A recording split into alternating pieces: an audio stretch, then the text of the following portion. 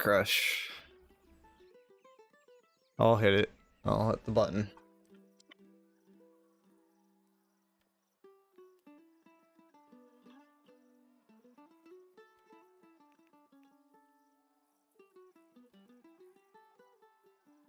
So we have a giant list of artifacts to go over. And then I also just, in general, need to level up my PvP track a bit. And I'm a sane person, so I'm probably going to mostly be doing OPR. But maybe I do my dailies first, and then I'll do OPR. My West character, I couldn't put on Relentless last war, because I didn't have enough chromatic seals. And I didn't have enough chromatic seals, because somebody has a level 5 purple company. But it's okay. I can work on that. Maybe do some West OPRs too.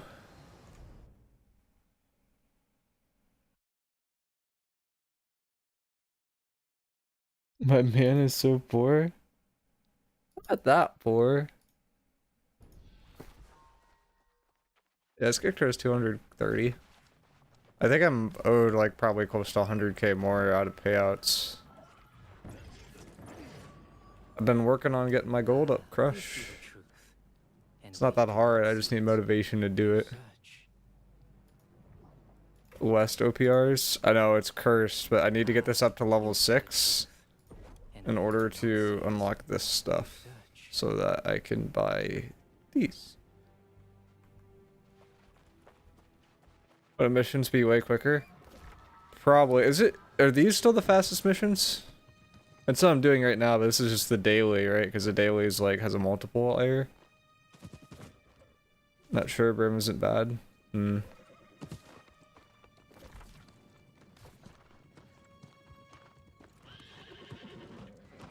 haven't like power leveled in a bit.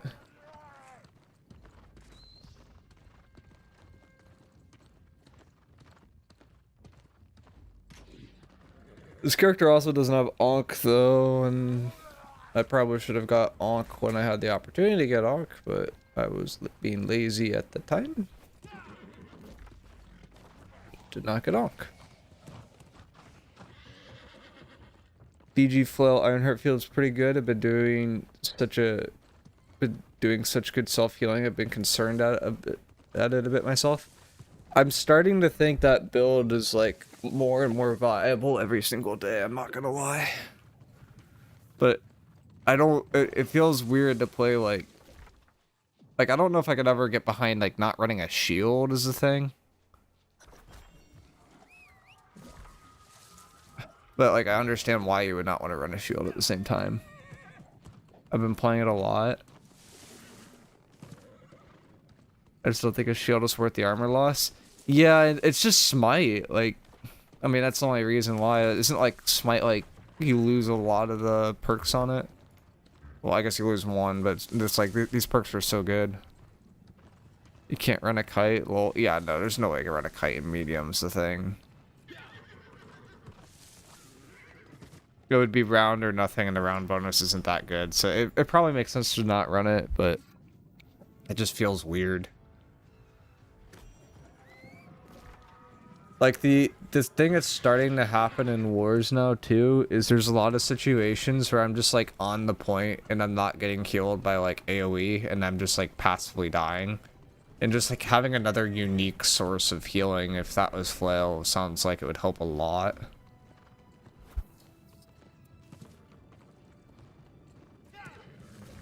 But then the other thing too is you kind of want to be on the point and stopping tick, but I feel like if you have people that are being healed on the point, you probably have to worry a little bit less about tick.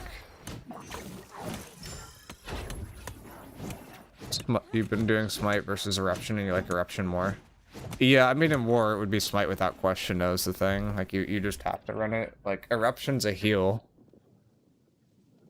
And I guess the slow, like this is more single target oriented. This is like giant AoE lifesteal, giant AoE weaken. Like it's just objectively a better ability. Like if you weren't gonna run Smite, I probably wouldn't even go Eruption. I would go to like Bludge or I'd go to Barrage.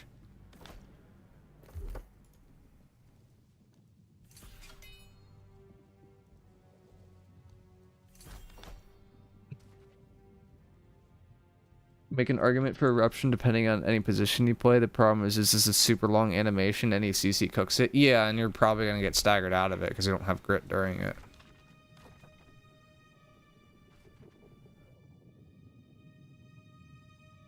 One path and it's cooked, and there's a ton of paths happening on point.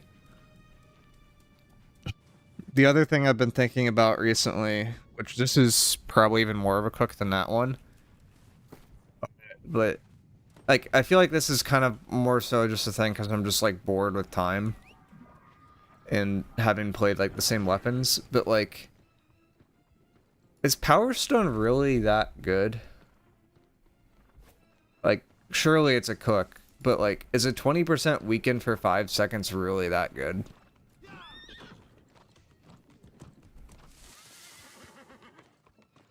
Because if you don't have to run Power Stone, a lot opens up.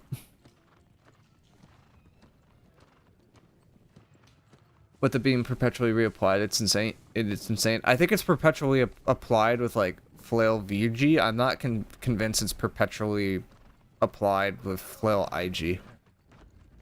Like it's applied a lot, but it's not like forever. Like you kind of need enfeebling, and I probably should have been running enfeebling this whole time. Yeah, but Flail IG is providing a lot of other utility, not just Power Stone. Yeah, but like the cook I've been thinking about is like, what if I brought back Flail BB, but then went utility BB for the knockback and like played for that? Because I find that to get a lot of value during crashes. And every time I've brought it back, even if people don't know that I'm playing in the wars, they're like, that guy was fucking annoying. Like, it's literally every time I bring it out.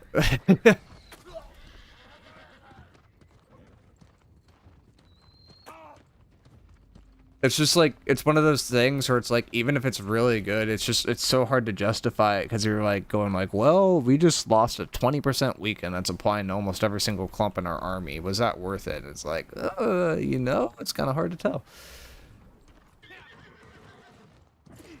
Yeah, I've done it. I've played it like probably 3 wars so far, and I haven't griefed in a single one.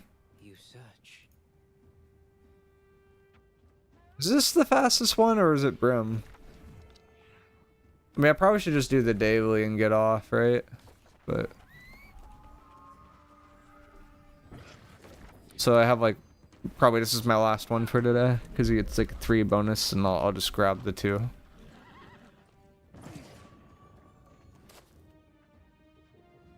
But, like, what it's coming down to, like, the weird part is, like, people don't... Like, the only reason why people are dying right now is to dog phases. It's not really to crashes. Which I guess weekends are really good in dog phases, but, like, I feel like it's, like, not that helpful. And just, like, the disruption from movement is just so strong. Like, you could argue that, like, by displacing people, people aren't able to do damage. And then that's inherently a lot of value. Like, there's this, there could be a strong argument right now that everyone should be running artifact, like, what do you call it? Warhammer, for example. I still think Void Darkplate's probably better than Ironheart, but Ironheart doesn't feel bad. It's like 3 to 5.5k more HP than Void Darkplate. Yeah, I mean, I think Ironheart, like, is just in general good if you're dropping con.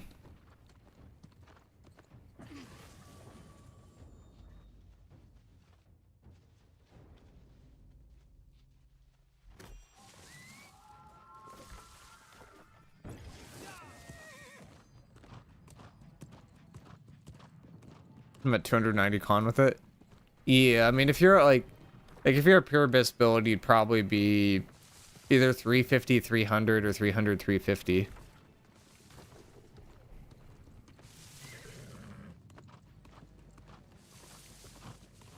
I also think like the idea of like dropping con and then picking up like a bunch of extra HP with that artifact is just like smart. Like you could fill a lot of holes by doing that. Because, like, I feel like Flail VG's problem is just, like, not dying to burst, basically. And as long as you don't die to burst, like, should be able to heal yourself, and that healing effectively will keep you alive.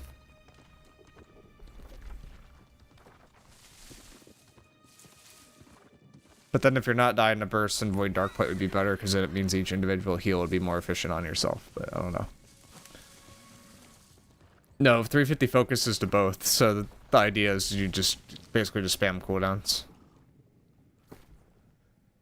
So you get your Flail cooldowns, you get your Void Gauntlet cooldowns, you toss them all out, and then kind of go again.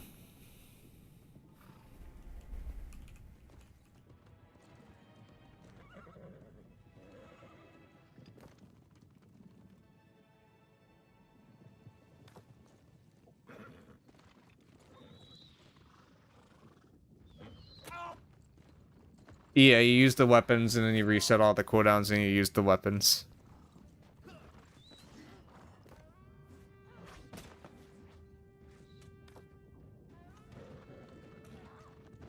Crush, we've seen this movie before. I don't know if you can see the chat right now or not in game. But we've seen this movie before. Let's see if it works out this time. Many times. People fall for the same old trick.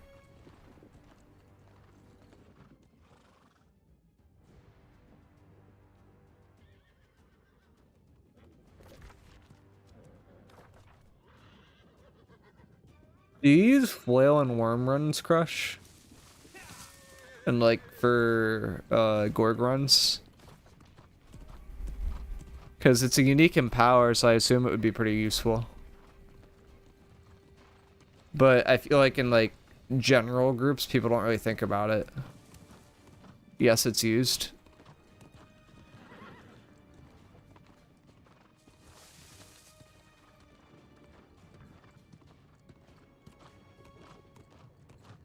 Widespread, everyone uses it? Okay.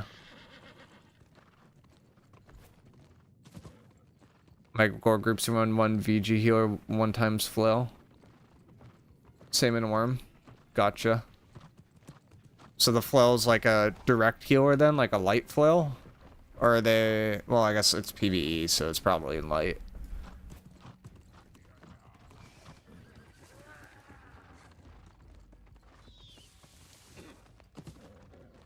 Yeah, I mean, it's just... Like, the aura is just, like, kind of crazy. Vortex Sim? Yeah. True. Spin to win. Mm-hmm.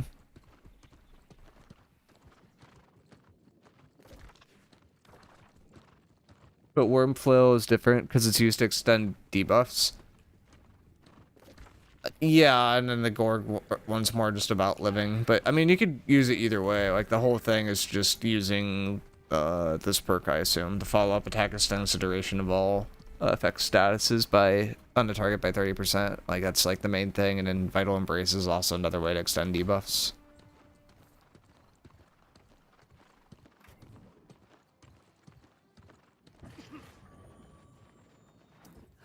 You see the truth, and where you do not see it, you search. My daily's in. I'm gonna wait for the bonus, I think. Actually, I think the bonus applies to tokens, not to rep. But I don't know, I kind of want to do, like, actual content, not just run missions.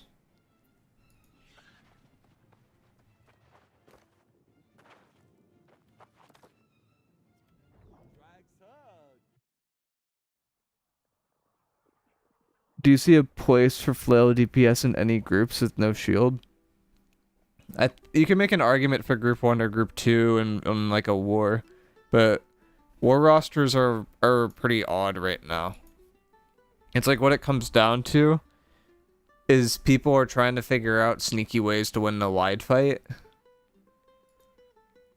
And one of the more common ways to help people win the wide fight is you cut a player or two out of point team because people aren't dying as often in crashes. But then by cutting a player or two out of point team, there's usually passive tick on the point for the other team. And then it's also usually a little harder to live.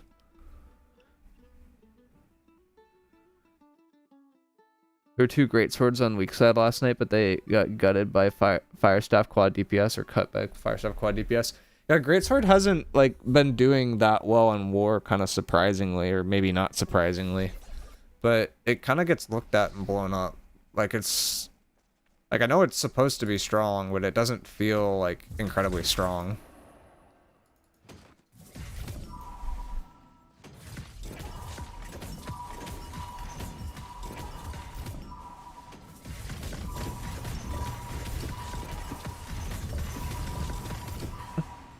It's worthless below 50% health.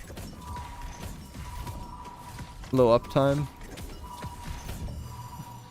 I mean, it's so weird. Like, it's gonna be one of those weapons that probably just gets, like, catches a nerf. Just because it's very flashy when it does well, but... I mean, it's kind of just Greatsword design in general, too, right? And, like, maybe we can get into this when we start doing tier list stuff today, but, like... When you're in red stance, you do more damage, you take less damage. Like, Greatsword inherently is a weapon that does better if people aren't fighting back versus it. And a lot of its strengths come from when people aren't fighting back, and a lot of its weaknesses come from when people are fighting back, and it might just be that simple.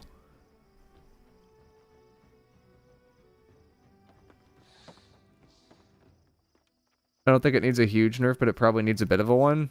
I mean, I think it's going to catch a nerf once they look at Heavy Blade and they look at, like, Unrelenting Onslaught. Like, once those bugs are fixed, it inherently is getting nerfed because it's losing armor pen on the wave, right?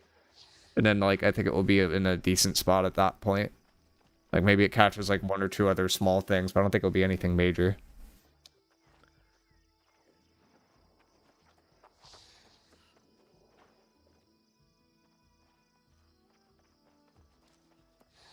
Double mana cost, 20 mana back on hit, 1.5% cooldown or something. Same mana cost, so you have your hits that make it significantly more if you miss. Yeah, I mean, I think the mana cost is like a sneaky way to nerf it, right? Because right now you can get away with 5 heavies before you have to pop a pot, like a mana pot. And if you were to, like change that to like say 25, now you can only get away with 4. You change it to 33, now you can only get away with 3. Like that's like a really sneaky way to change how that weapon feels. Are you gonna queue OPR? I think I'm gonna do like one OPR and then kind of go back to tier list thing. But I want to do it with BB, I think, just for funsies.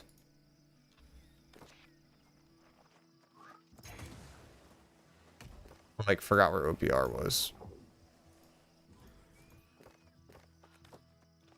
The question will be, does CTF die?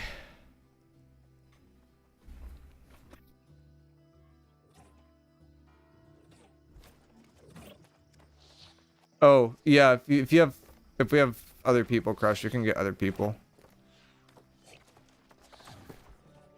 I don't care, but I'm not gonna do a ton.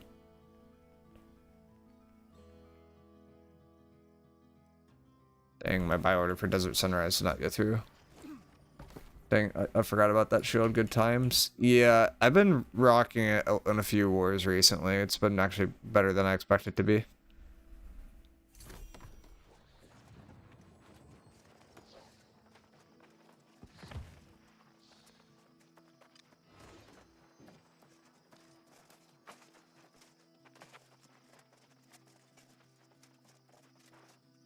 I've got 2 transmogs depending on what character I'm on. This is kind of a funny one.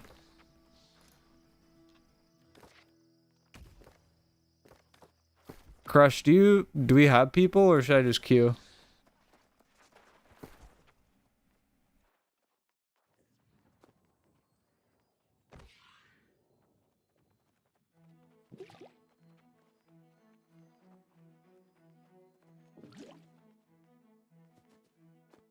Asking 1 sec. Okay.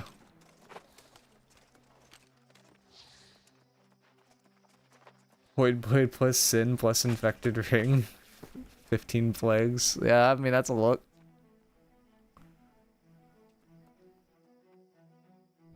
Should bring back the Mortar Blast Shot with Plague Herald. Be kind of funny.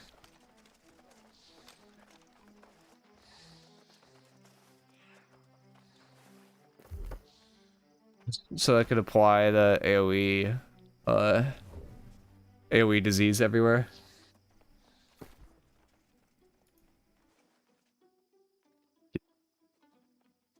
Mortar plague is the way. It's not gonna do any damage though. I'm like pure focus scaling right now. Like I guess I could put an amber in here, but like still.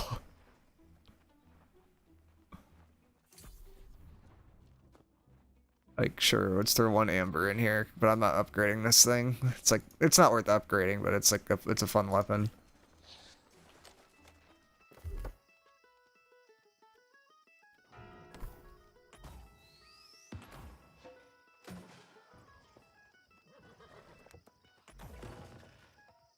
I don't even know if I take like the extra perks or not on this.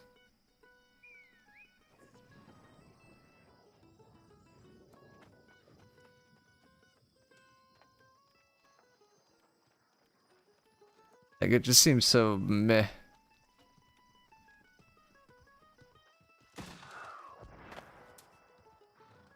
This one's also like pretty terrible too.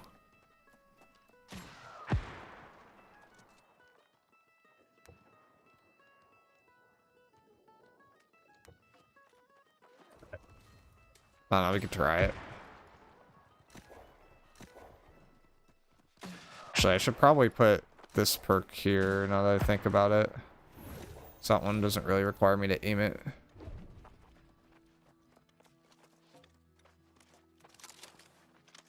If you aim, it cancels it? I didn't realize that. This is my old tech, was like you went like that and then you went like that and you hit them at the same time. But that's actually bad with the hat because I'll hit an activation cooldown. This healer shooting mortars. Yep.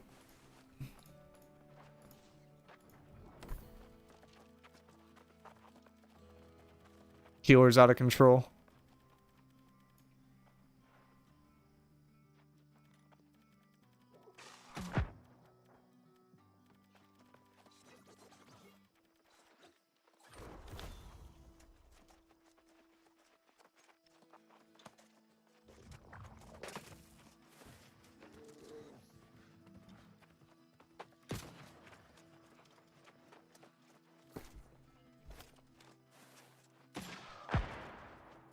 He is mortaring. Yep. Just for the hat. Oh boy. We're cooking right now.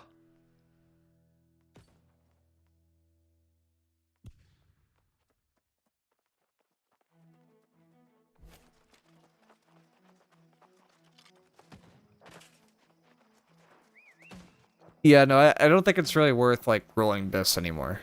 Like we still don't know what the plan is for current gear for 800 gear score, but we know 800 gear score is coming. Like, the gear might be worthless. They could make it so that the gear is upgradable, but, like, end of the day, I kind of want clarification on that.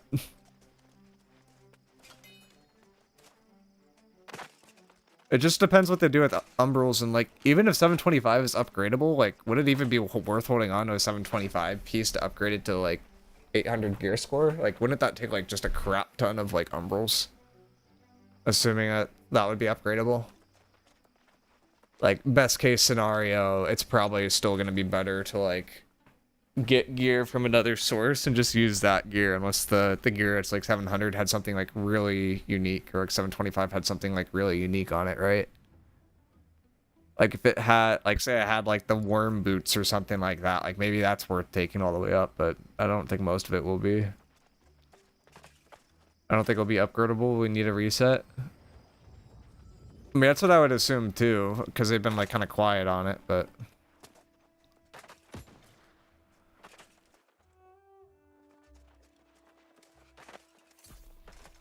Oh, I also still need to capture forts. I forgot about that. Surely people are done with that now, and I can just capture forts for free, right?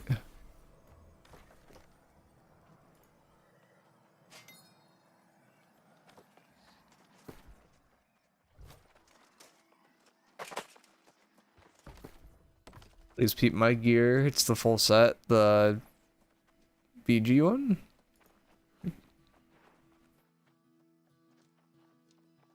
less definitive. I don't think refreshing moves necessarily best, but it's still good. That's standard. Yeah, that's insane. Fine for OPR. Insane piece. Ironheart, sure.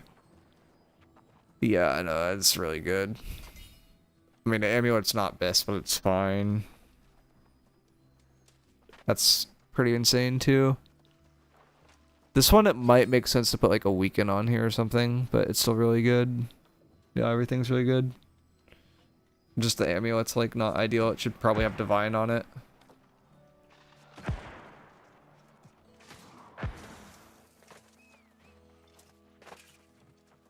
The other thing we don't know too is like how they're gonna change perks. Like, if I had to guess, like they're probably gonna be nerfing perks that are used a lot.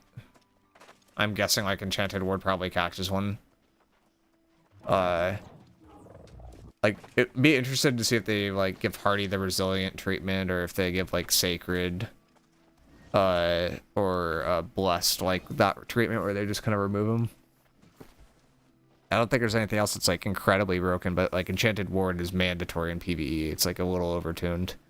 Elemental Aversion's strong, but I don't know if it's overtuned. And then like Conditioning's obviously like very, very strong, so that probably catches a nerf too. Enchanted Ward's basically the new Resilient. Yeah. I want them to axe the mandatory perks. I mean, I think everybody kind of does. It just makes it boring. Like I feel like Enchanted Ward is less mandatory than like Hardy, but Hardy's like the really, really annoying one. Like you like even for medium right now you have to run Hardy.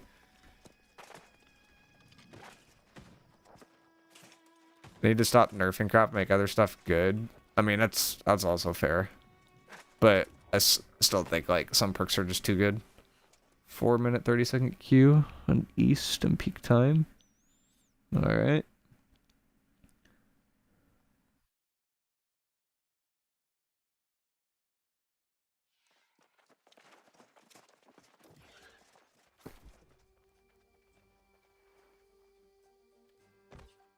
I don't know what it is, like why they have to have in OPR, like your consumables are used, and then like in CTF and then 3v3, like they're not. Like, well, can't they just like make that consistent? Well, I guess if the consumables weren't used and it cleanse pots, it'd probably be kind of broken, but still.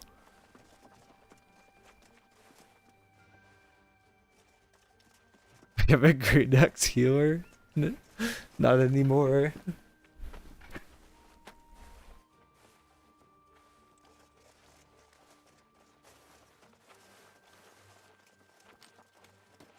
The only annoying thing about this build is the only way I can apply heavy attacks is with the flail, because BB has no heavy attack. So that's the only way to get my disease off.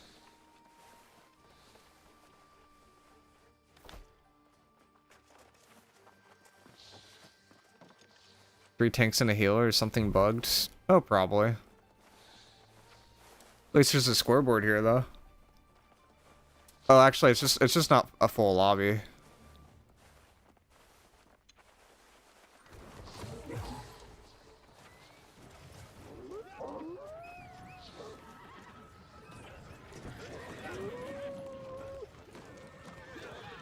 People are too busy playing the Battlefield beta.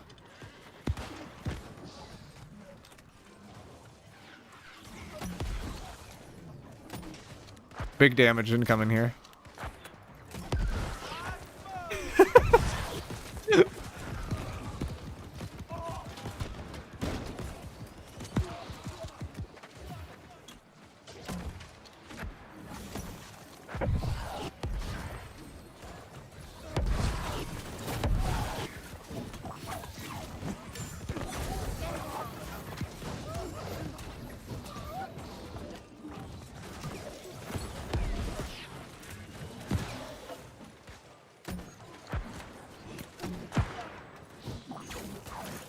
I feel like it's really laggy right now and I don't know what's going on.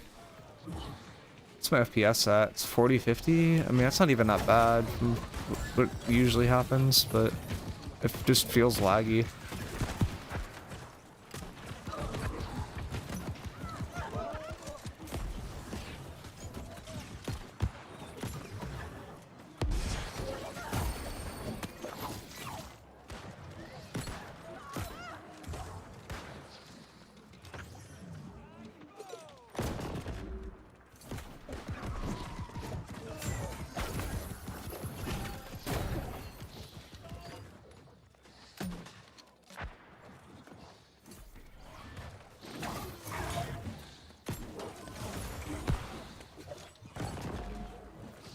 Get a little haste down.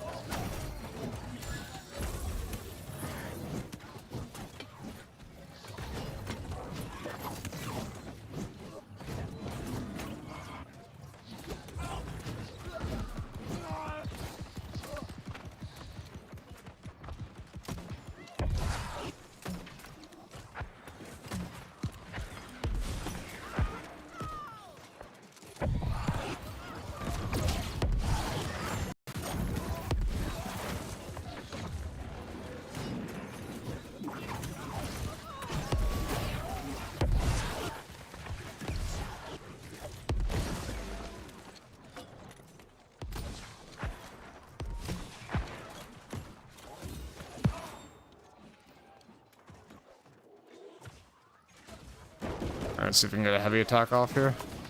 There we go. There's our disease.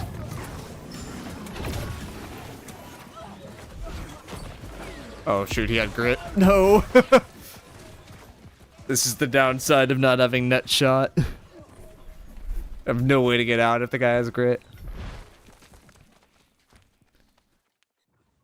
Wait, the mortar applies a weaken. No, it doesn't. It doesn't. I have the funny blunderbuss on. It does not apply a weaken.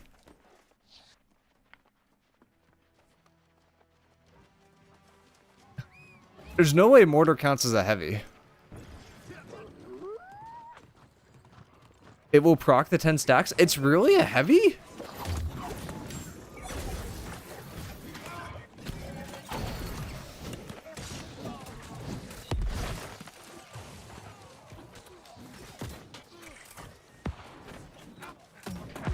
We're about to find out.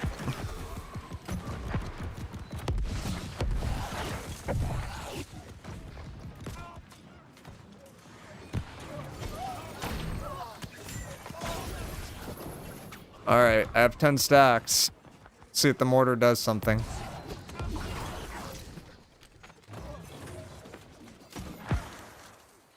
It does not count as a heavy.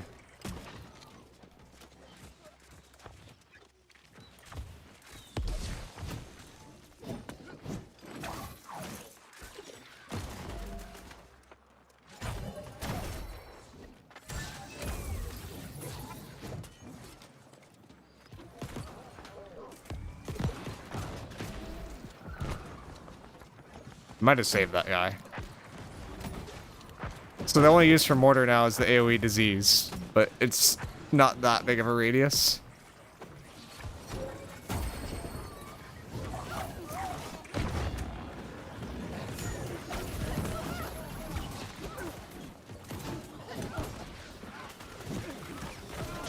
I need to back a little.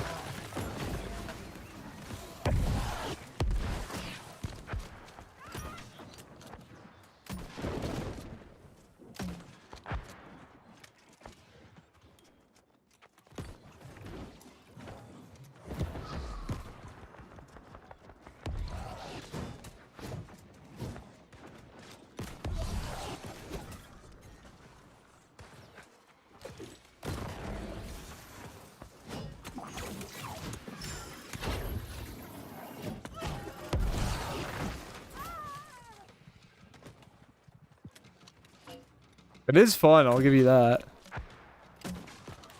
Oh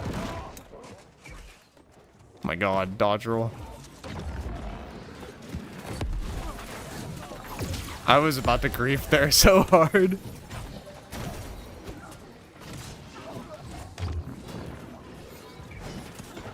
Okay, there's disease.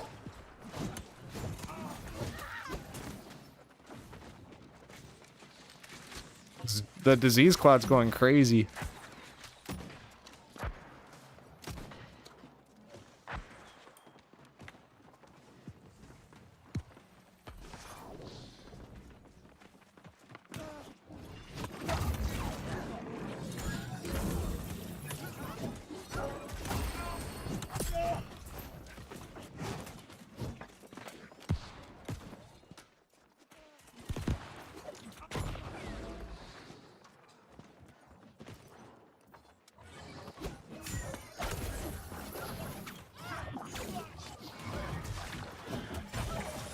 He dodged my vine.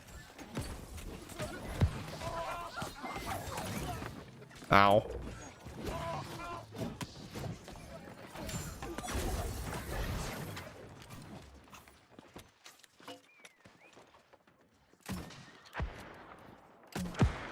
Oh god.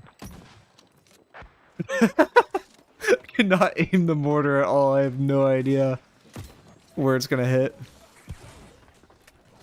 Alright, let's try again.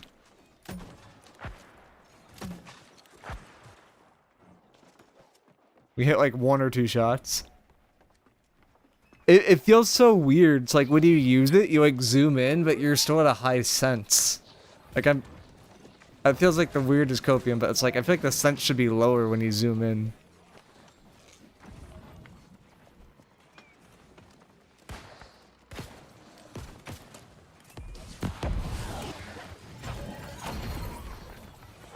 I'm trying to like walk this way and hit a few people.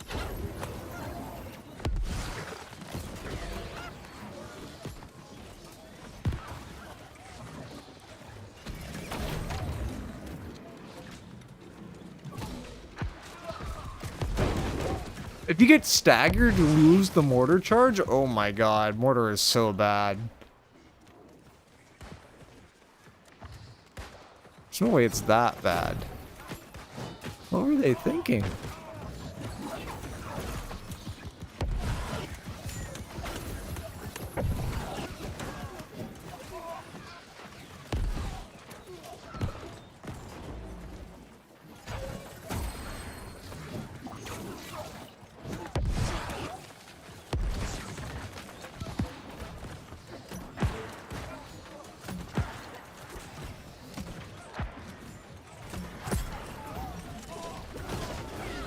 We gotta kill with mortar.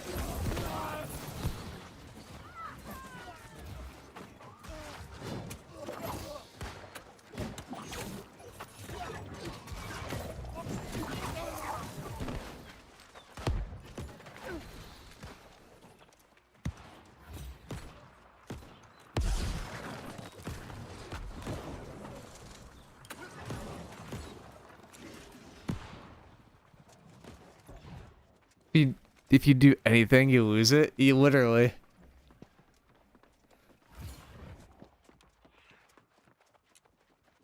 At one point, it was used by like Firestaff BB.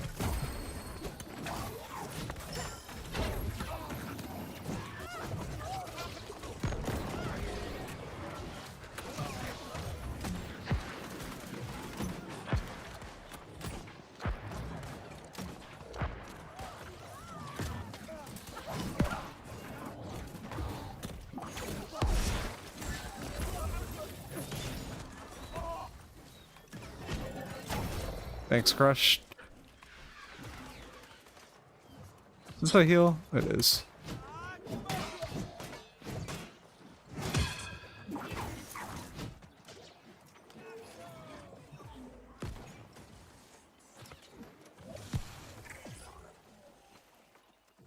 Where's Stern going?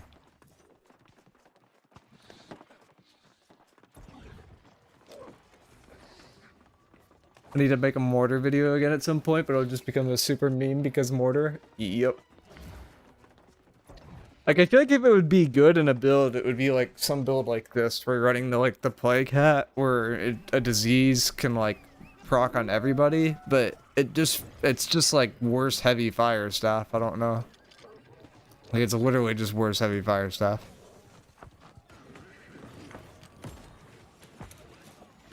You guys want to see a cool play?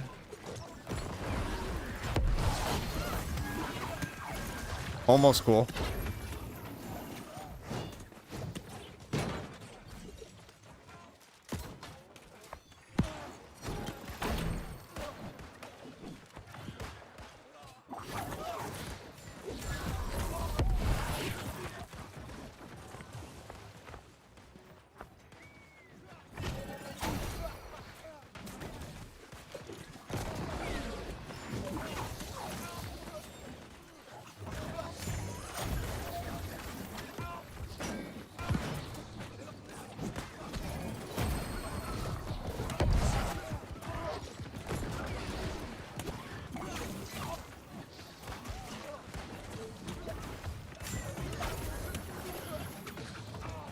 Crash, you detonated the orb. I needed to heal.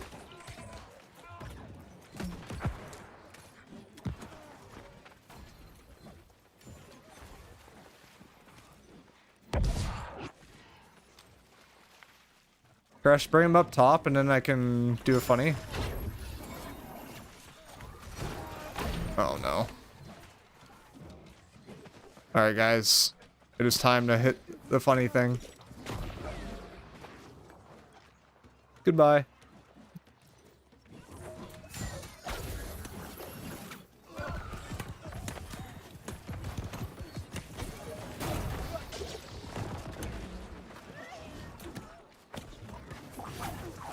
Not a healer here now though.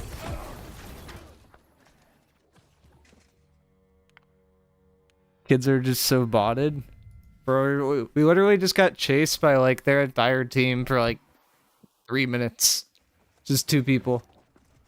Like the Baron effect is over by the time they're done chasing. Like it's kind of crazy.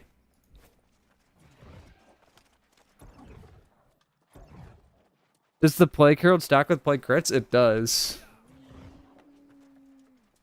So you can cook that way. I mean, I'm stacking it with like the Plague Gem and Flail on my normal build. Not this one, because this build's a little silly.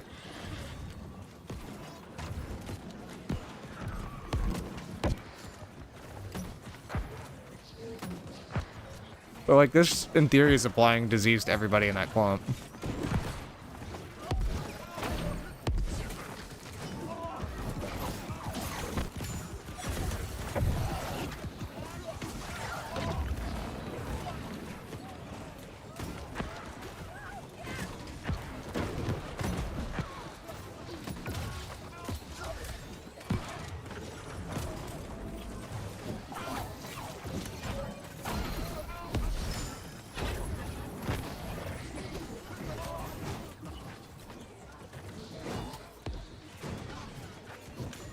There's my disease proc.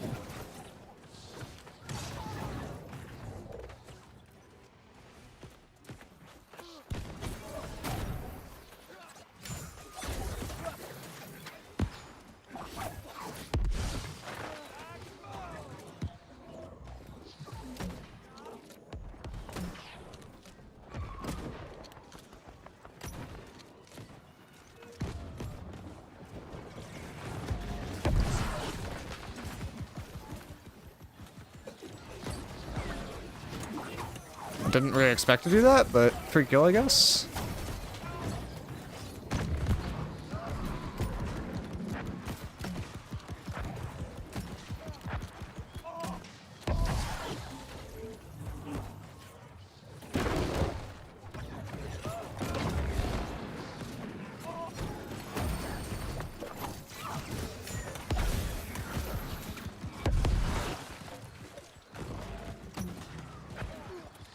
He dodged it.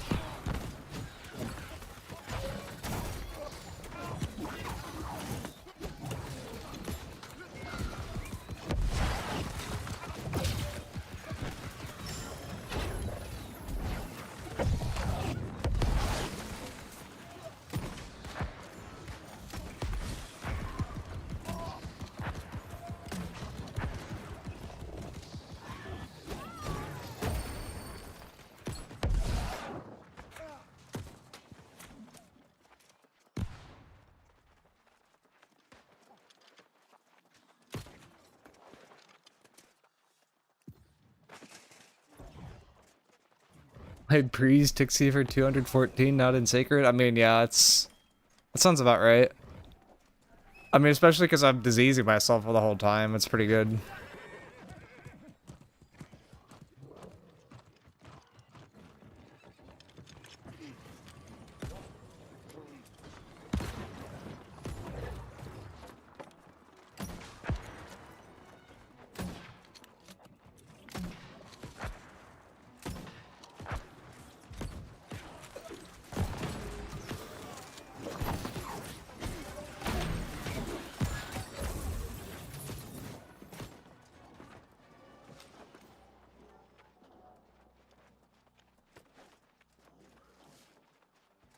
I do have one more today, but I think it's in like a few hours.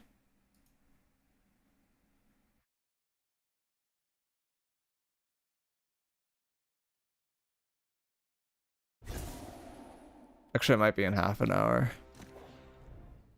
Let me check the map.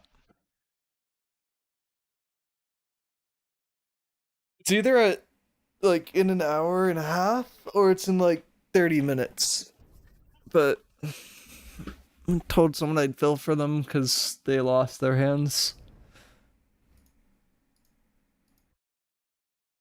Tierlist done already? No, I'm debating when starting it. If there's like an hour till the war, I think we start it now. If it's like in 30 minutes, I don't know. Yeah, there's an hour. We probably start it now. Let me just grab some water real quick and then we can start this.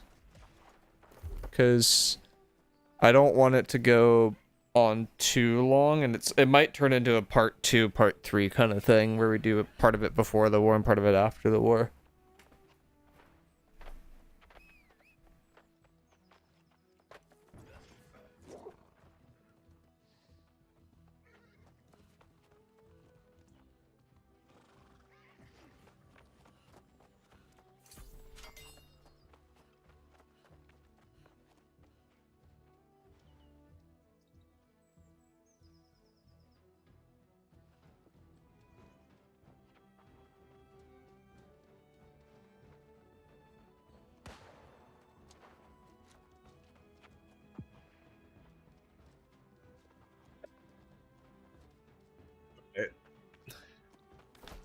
Let me exit the game so that I don't lag, and then we can start this back up again.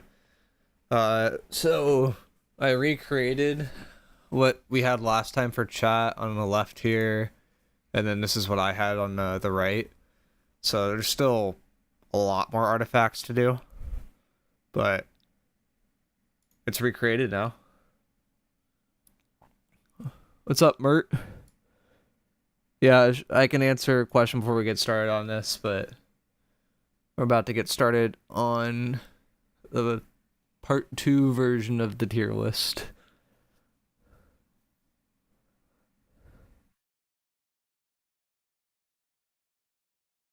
I obtained Yeet for Null. It's over. Oh god, one god. One god pulling out every single cursed cook in the book. Let's go. I'm level 22. How could I get mount? I have the standard edition. I think you need the one DLC that has Elysian Wilds in order to get the mount, and I think the mount's at level 25. And the mount quest starts in Everfall by a stable where the little corrupted area is. Yeah, you need the Rise of Angry Earth. Yeah. You can mount me. Oh god. Oh boy. Britain looked pretty strong. I didn't play for a while. The nerf was huge, lol. Yeah, it ended up not being, we didn't think it was very good last time. But we could revote on stuff if we have time at the end. I see 4K nature damage hits on artillery. Explain yourself, sir. That was the OPR cook, was to go for a plague helm with mortar to apply AoE disease on people.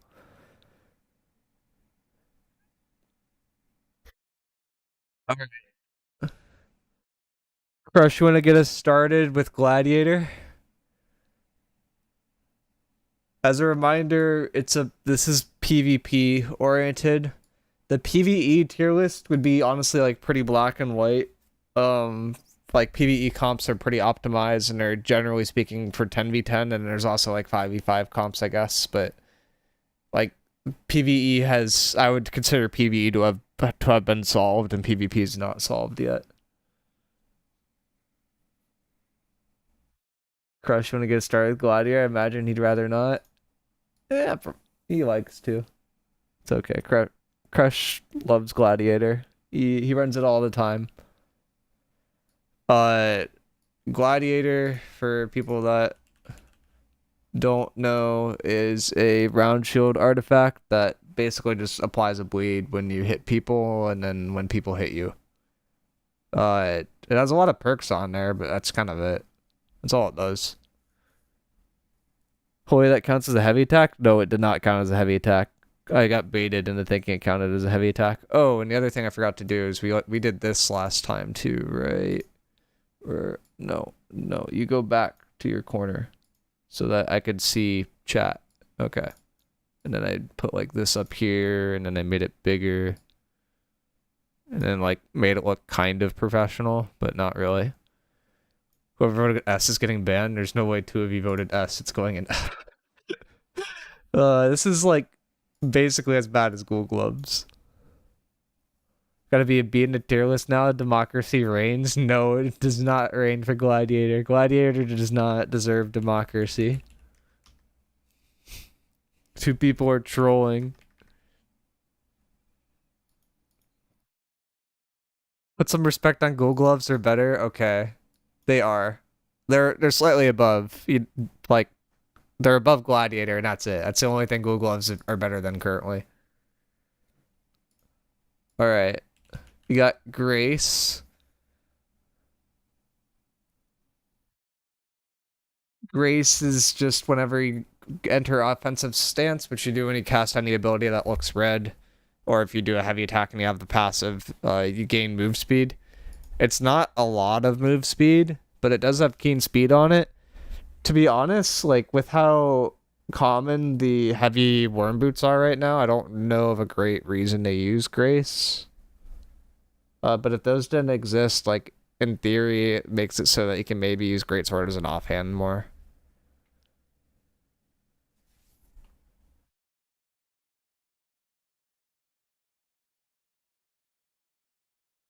C as an offhand is for a Greatsword. Yeah, it would have to be pretty low C for me. Like I'm putting it like with a Conite, like I'm putting it all the way down there.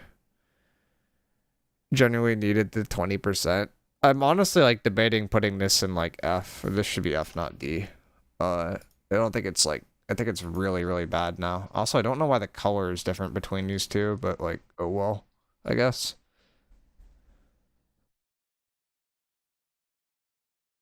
But I'll leave it and see. I think it's pretty bad. It's kind of weird that they nerfed the haste on it. Like I know they nerfed haste across the board, but that's like one where they kind of needed the haste. Gray Wizard Hat was recently reworked. This used to give you more stats. Now it's basically only usable for Fire Staff and for Ice Gauntlet. Small above 50% mana, magic, weapon, ranged heavy attacks charge 25% faster. It has been used by some Fire Staffs, I think, but it's not. It doesn't give the same amount of stats. Actually, it might give the same amount of stats. Wasn't it 45 before?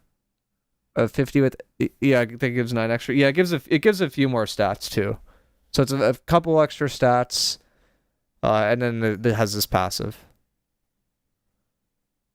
I mean, we can compare it. Like I can look at Gorgon's Tusk. Yeah, it's 16 stats versus 50, so it gives you 14 extra stats. Still used in PvE. Yeah, I mean in PvP it would be if you went to 14 extra stats.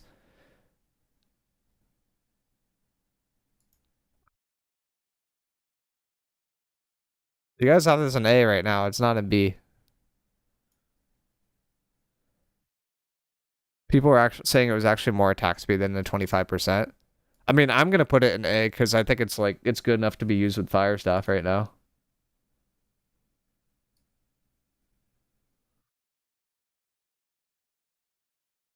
PvP tier, let's put it in C. I mean, I might put it in B. I feel like B is like where the niche stuff goes, and it's only where fire stuff. Like, it's basically fire stuff is the only build that would use this.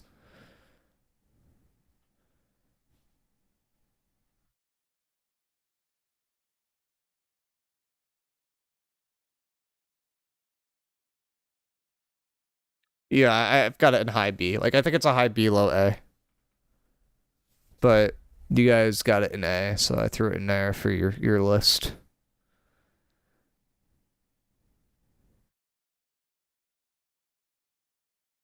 mathematically it's like cooldown reduction as it allows the next heavy to be thrown faster, the next etc. and then still on. It's not attack speed, it's animation, which is way faster. Wait, it stacks?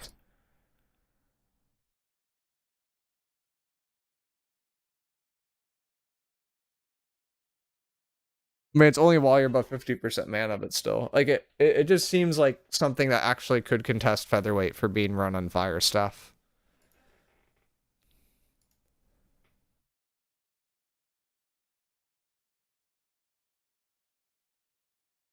Do you have the helmet? No, I don't have the helmet.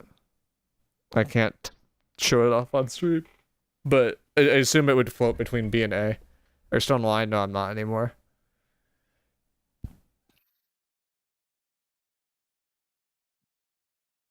Can I send you a clip? Yeah, you can do that.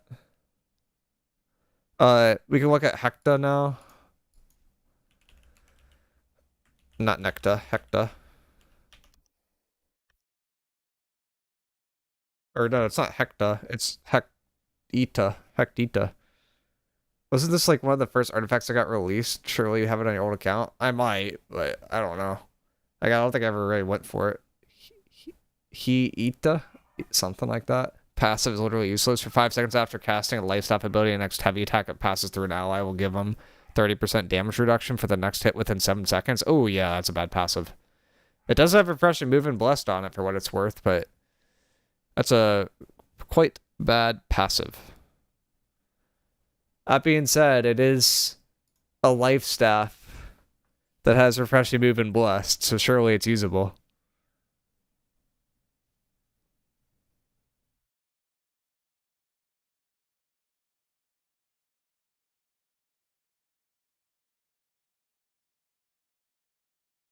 It's like there's literally no downside to using this life staff, and people are probably still gonna rate it.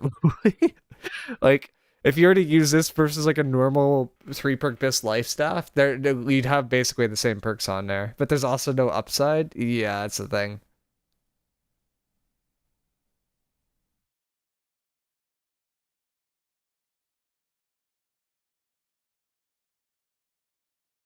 It is from the PvP tracks. Maybe that's like not why, like one of the reasons why it's not used. But life staffs like basically never go for heavies.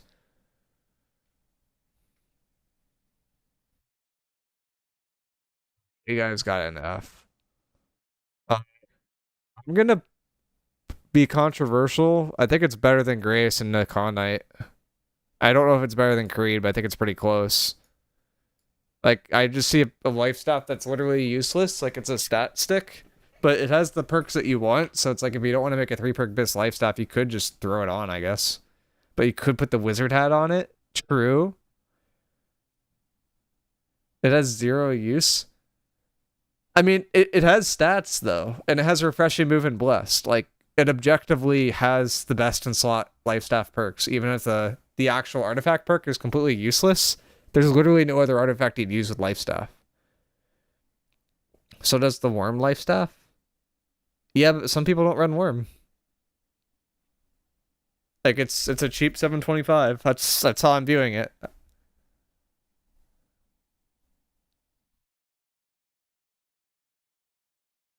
I'm not saying it's good because the perk is literally useless, but no, the other life staff artifact has like way inferior perks. Uh, we got Inferno. Inferno is the fire staff that could also scale with strength. Noteworthy, if you use it to scale with strengths, the dots will still scale with int, which basically means it's not usable with strength weapons, or if you are using it that way, you're kind of trolling. So you basically have to use this with int, or use it as an offhand for just the 15% damage when you hit a target within 15 meters. A, because it's stupid with Void Blade. Yeah, it's still a good artifact. Like, for me, I would probably put it high B, low A. Like, I'd probably put it low A.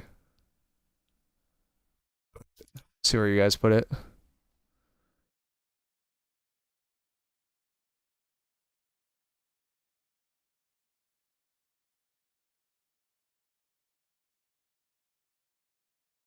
Dash and Incinerate with Infernus's Peak.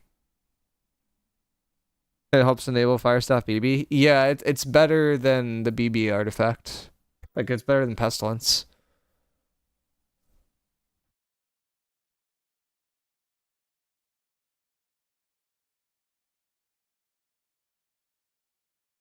I would think so for Firestop Blunderbuss.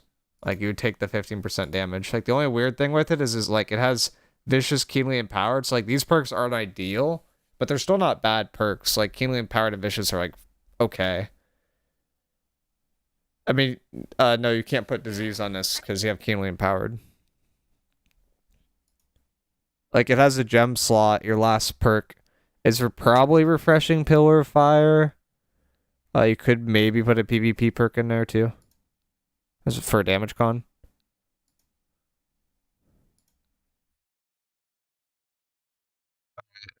You can keep it going. You got Ironheart.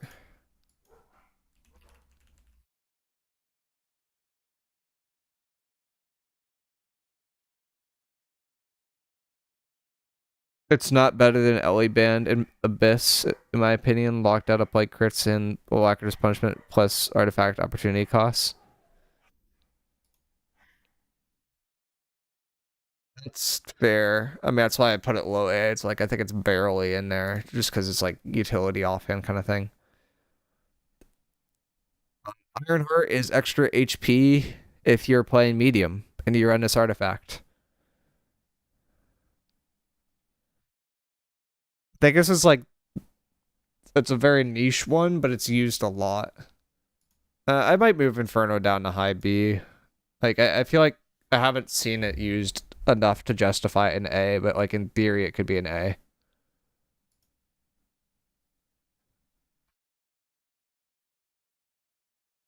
Take an A right now. I'm probably gonna put this one in low A. I think it's used a little bit more than Wing Shoes right now. I don't think it's better than Azoth Conductors. I gotta do this.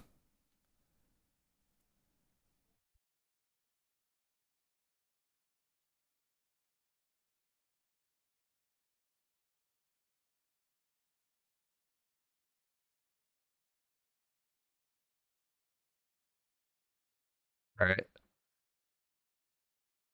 It's not base health. It's lying because AGS doesn't know its own game. No, it shouldn't. It shouldn't be off of base health. It should be based off of your con stat and then skills from there. It's like kind of weird. Okay. Got Justice. Kind of going rapid fire right now. This is a newer one. When you get hit 20 times, gain a potion surge that will recharge your next survivability potion instantly with a 97-second or 90-second cooldown. Can't use multiple potion surges within 75 seconds of each other. Uh, it's just worst endless thirst.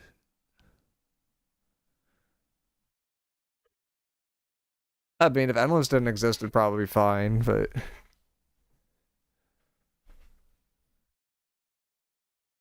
the force perks are also terrible. Oh, Healing Heart and Empowering Toast. Oh my god, that's borderline F with those two alone. Like, the benefit was good. Like, those perks might be okay with it, but the benefit is not there.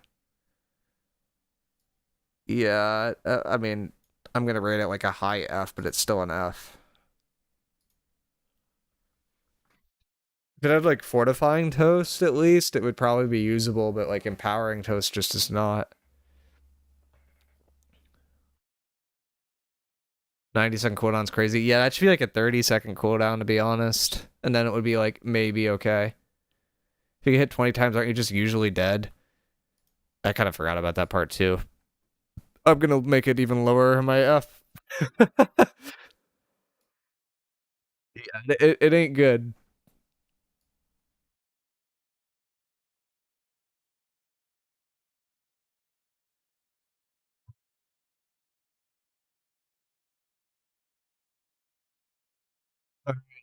You got everybody's favorite Blight Pants, Koya's knee guards.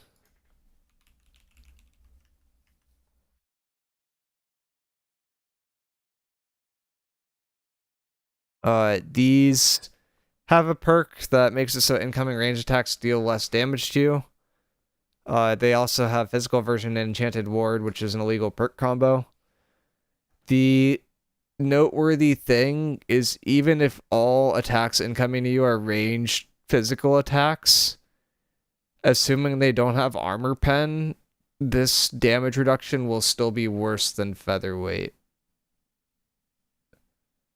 Just logged in. What is this useless artifact? Yeah, this one's not nearly good enough because featherweight's too strong. Like, featherweight had to be significantly weaker for this to be good. I mean, it should apply to, like, ranged elemental attacks too, but, like, even then, featherweight's better damage reduction, so it's like, I don't really know when you'd actually use this.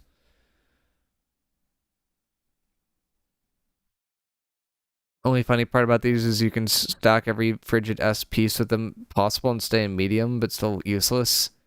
Yeah.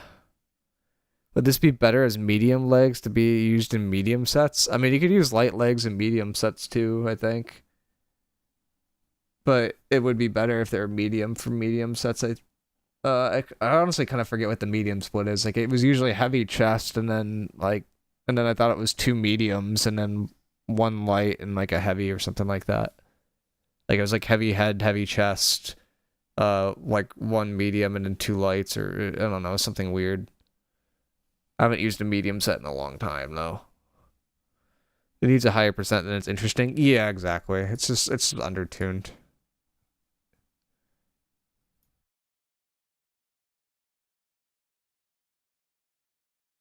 Heavy legs, light legs, two medium, one heavy or heavy chest. Or heavy legs, light legs, two medium, one heavy, or heavy chest, heavy legs, two light, one medium. Okay, I see. So you can't do it with light legs then. Yeah, okay, that's what I kind of thought.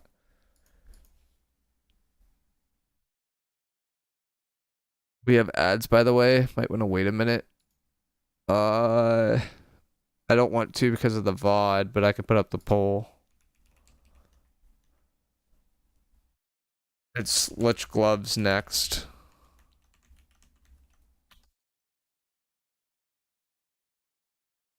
Oh, but I don't even know what these really do. I don't think I've seen them. I think they're new. When you activate an ability, gain 10% in power for 7 seconds, max 3 stacks. After you hit a foe with a basic attack, lose all stacks. So if you don't do basic attacks, you keep them? You keep the empower? I mean, it has elemental version and enchanted ward. That actually doesn't seem that terrible, to be honest. Like, as long as you don't do basic attacks, it's not terrible. Unless I'm reading something wrong.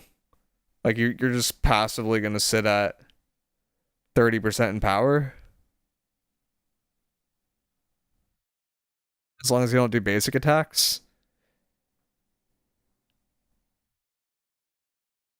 But I don't know many builds that, like, don't do basic attacks. Like, Bow doesn't do basic attacks. But Bow doesn't really spam abilities.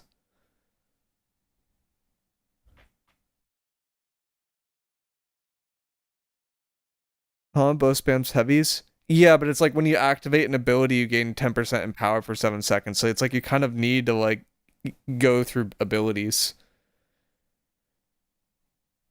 It's just an ice spike wind chill gloves.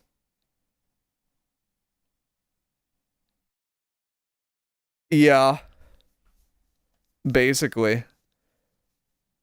Like, ice got one that's decent. This is mechanic, nimble coat tech. Anytime you shoot with mechanic, you're doing a light attack though. But it's probably okay for mechanic.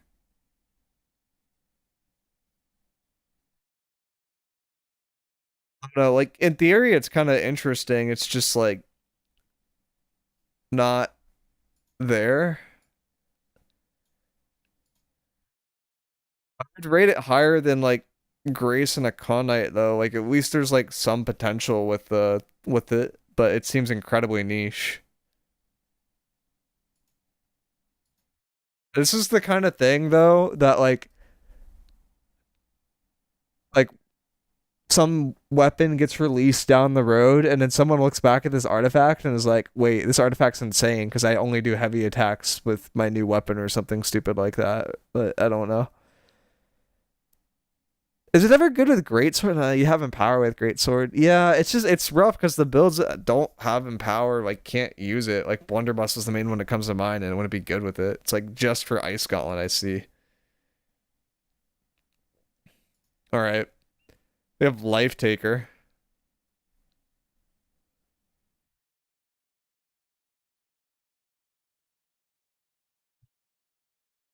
Life Taker's extremely toxic with musket traps. Yeah, Life Taker's been it's just a really solid offhand. At the beginning, like Pestilence was considered to be better, but then they like kind of nerfed Pestilence, but they never really went after Life Taker too hard. It just gives you the Void Gauntlet passive as an offhand. It does have a 1 second cooldown. I believe this is a activation cooldown and not an application cooldown. If it was an application cooldown, this would be insane. That's not what I wanted.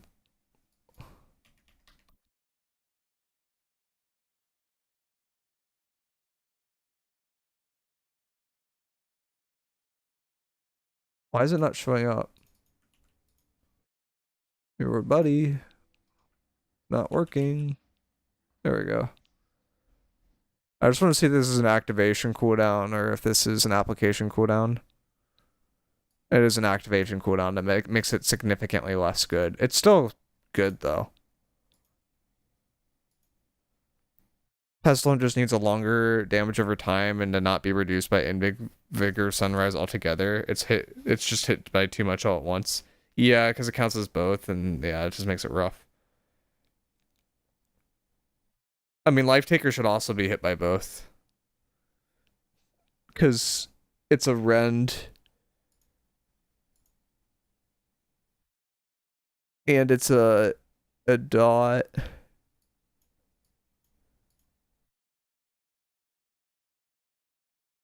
But it's an 8 second base. Yeah, exactly. So it's a little different. Alright, you guys got it in A. For me, it's a B, but I can understand putting it in A. Like, I would put it above Inferno, but, like, I don't think it doesn't quite fit with these other artifacts I have in A. It's good, though. But it's not quite good enough for that tier. Stopwatch. Stopwatch is mostly PvE, but there's a few cheese PvP builds that are good with it. So taunts are active, obviously useless in PvP. Generate more threat, obviously useless in PvP, but stuns lasting 1 second longer is good for a few builds. The main bad part about it is if you stun someone and someone else hits the stun target, they get unstunned. So the spots where it's good is like not super crazy.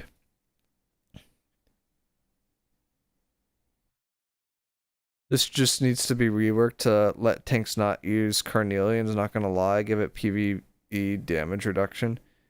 Yeah, I mean, just in PvE, I don't think it's even good enough to be run, right? Because it's like you do more damage with your not running this.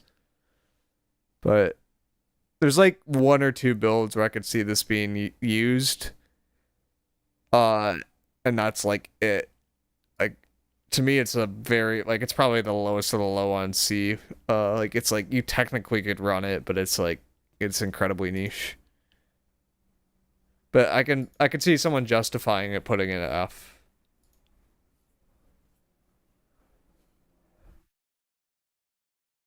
Builds that want to utilize stuns and don't want minus 10% base damage or want Ankh instead. I mean, it's just, yeah, that's what makes it so niche, right? It's like, I think Cousin had a build where he went for like SNS BB, and then he would go leaping for the stagger into stun into blast shot and knock people off the CTF map. But the stagger is gone from leaping, so that's like even worse too.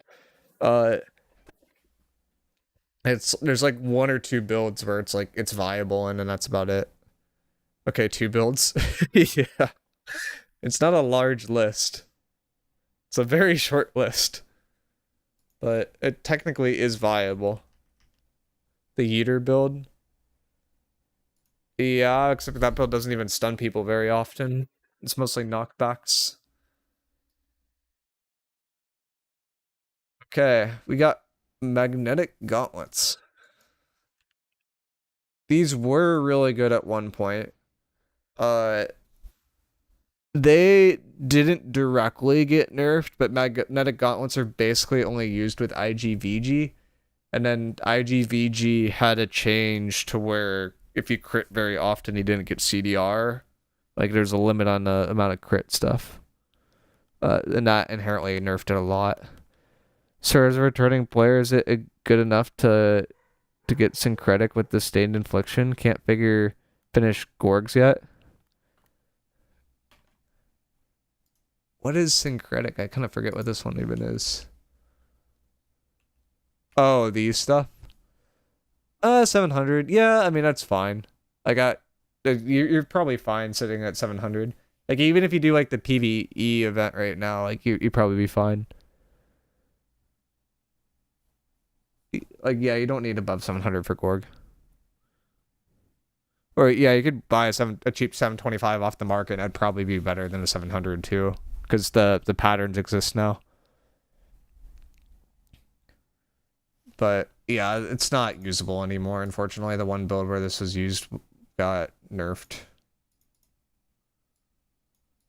I guess there's not, I don't even know, like, a way that you would use it now. It would just be like if you crit, you do debuffs, but those builds just aren't good enough. Okay, you can move on to mechanic then.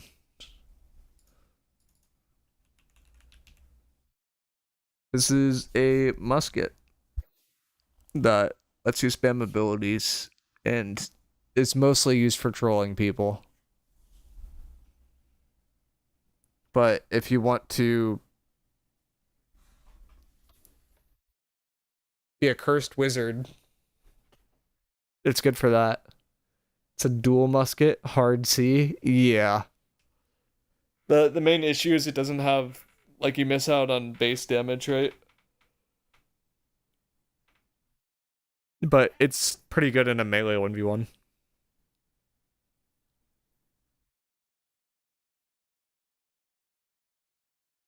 Any weapon that does psychological damage is easily +1 tier. Oh boy.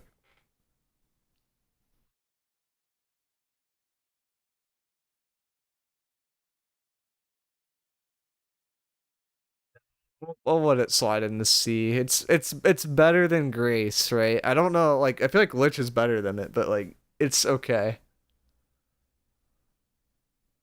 I like it for traveling in the open world. Sure.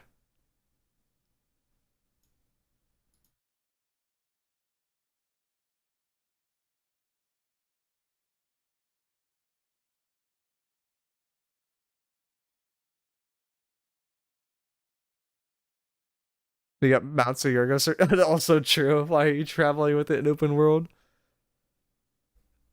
Yeah, the nade hits hard. It's just like you can dodge it. But, you know, not a lot of people know how to dodge.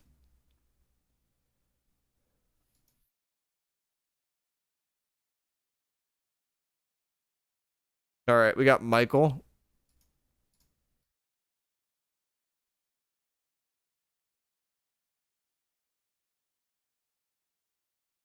When this first came out, when you blocked, you lost every debuff on you. And the thing was crazy. But even then, it wasn't used a lot. Easily the best named artifact.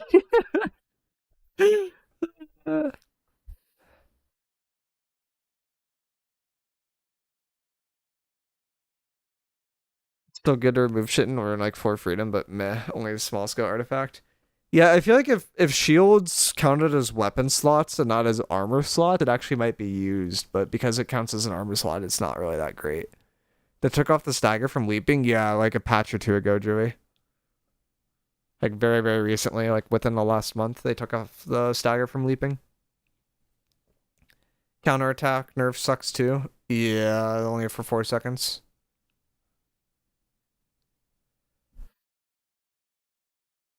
They used to persist on weapon slot. I mean, that's better too. Healing defense isn't really that great. If it was off max HP, it would probably be okay, but base is like not that great. Lifesteal is not amazing. Putting it in C, I think, is respectable.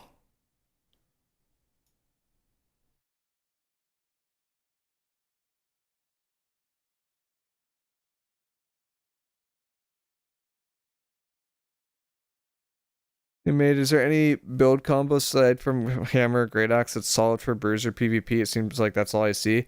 Yeah, that's all it's been, and that's the only way that Bruiser's been run since the beginning of time. You can like I think I've seen World try out like new Greatsword with it, but it felt kind of weird. You've deeply offended all 3 Michael mains. Unfortunate.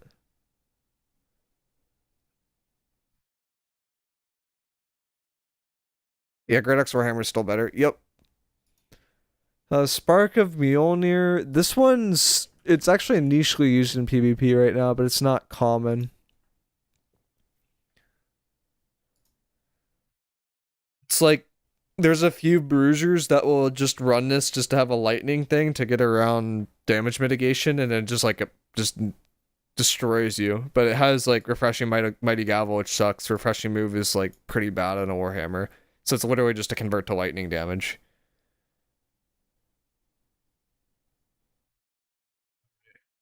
I can take care of this stuff then, Crush. Thank you. But there's a few builds that will run this. We have Abyss at home, basically. Your guys' B is so light. Look at this. You guys have nothing in B. Oh my god.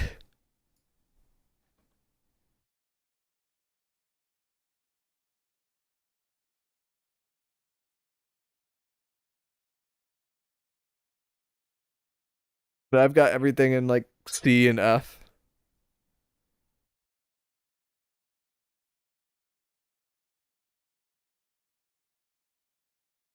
For me, it's a high C, low B.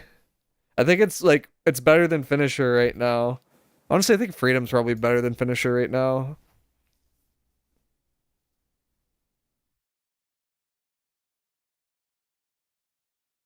I'm gonna put it in low B, I think.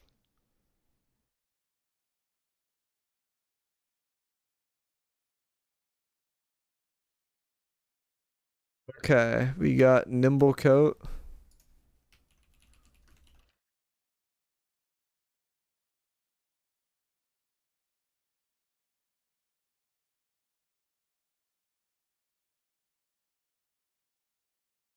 This one, like with the refreshing limit that got put in place, this one I think got a little bit more popular.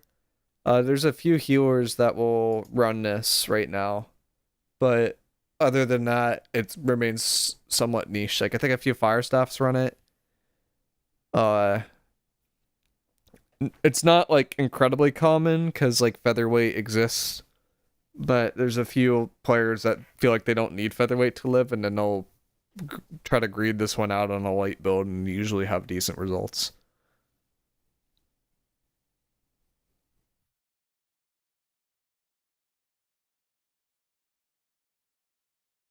It used to be fire staff bis before I took a break. How bad is it now? It floats between bis. It's like for fire staff, you'd have nimble coat, you'd have featherweight, and then you'd have a gray wizard hat that you debate between. Nimble coat's also used by healers sometimes. It's used by like a decent amount of builds. I'm biased, but this is seriously underrated on mages, bis and light mage for me. Yeah, like as long as you're not like phase tanking, like this can be better than featherweight. Like if you're not actively taking damage all the time, just being able to cast your abilities more is really, really good. And the noteworthy thing with CDR is it scales like basically exponentially. So it's like if you have high cooldowns, like or high amount of refreshing, and then you proc a CDR perk, that CDR is based off your base value, right? So then you're gonna get lower effective cooldowns based off of how much refreshing you have. So like you can go kind of crazy with the refreshing base builds is what it comes down to. All right, we got an S. Aren't a lot of those. Somehow Chaos made it into S. I'm not sure how that exactly happened for you guys, and I'm not sure how Finisher made it into S either, but uh for me it's a mid A. I put it above Ginge, but it's a mid A.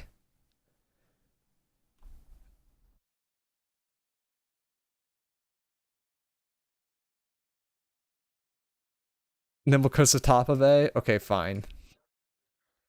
It's probably better than Old Crown. It's borderline S. It's pretty close. We have an artifact that at one point was one of the best artifacts in the game.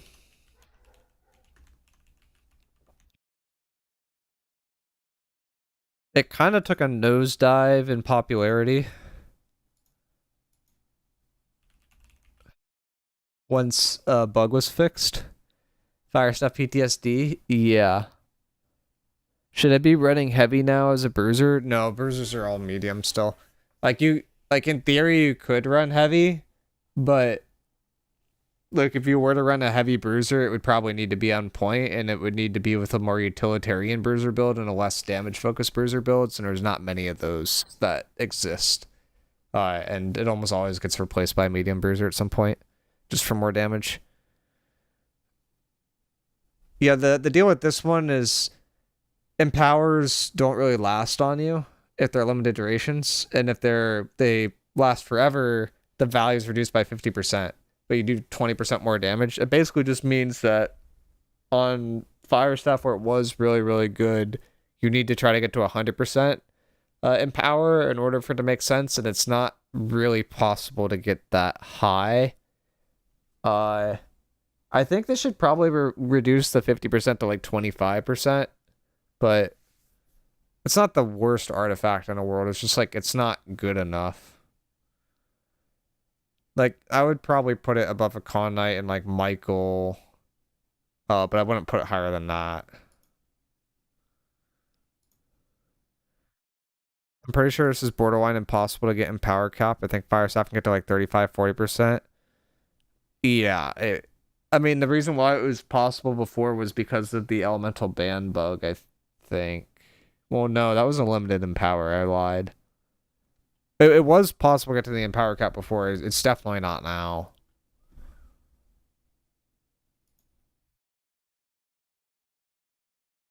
Can't because it was halved. Yeah.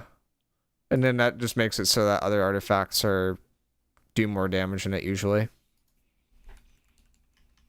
Alright, I'm going to shorten this to 1 minute per pull. Go a little faster. We have Odo. There's a few builds that still run Odo. Most of them are niche. When is your war? It's in 45 minutes. And we have maybe 20 left to do.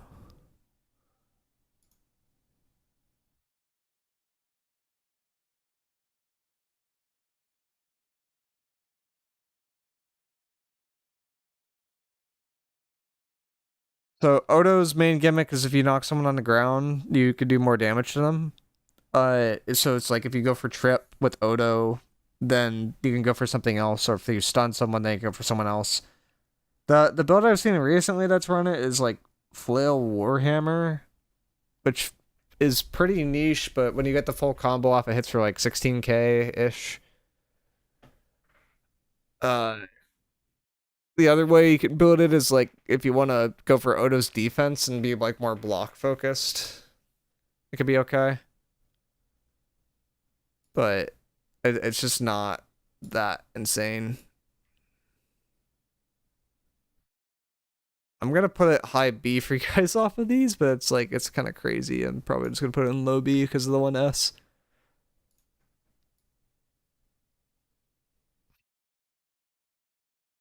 I would put it like with like a Tomb Leather Pants, like almost like it's like not that great, but it's okay. Otzi's kind of interesting. This one I thought would be a lot better than it ended up being. Oops, that's the wrong command. Pull.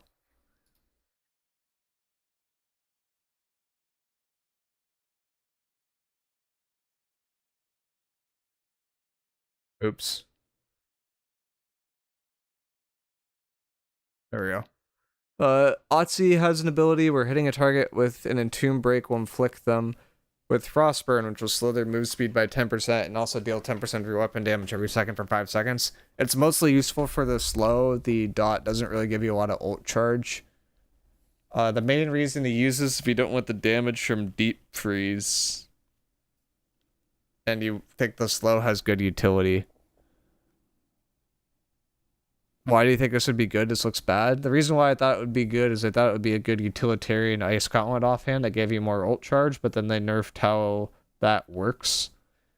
And this did not become good enough.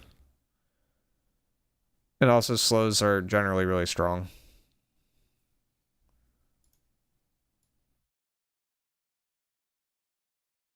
Like, for me, I rate it, like, next to Butcher, basically. It has the same issues that Butcher has. But it has, like, in theory, a decent niche. Maybe it's a little bit better than Butcher, because at least it has the slow.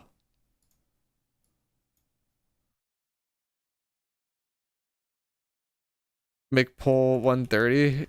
Okay, we can do 2 and I can end it early. That's what I was doing before.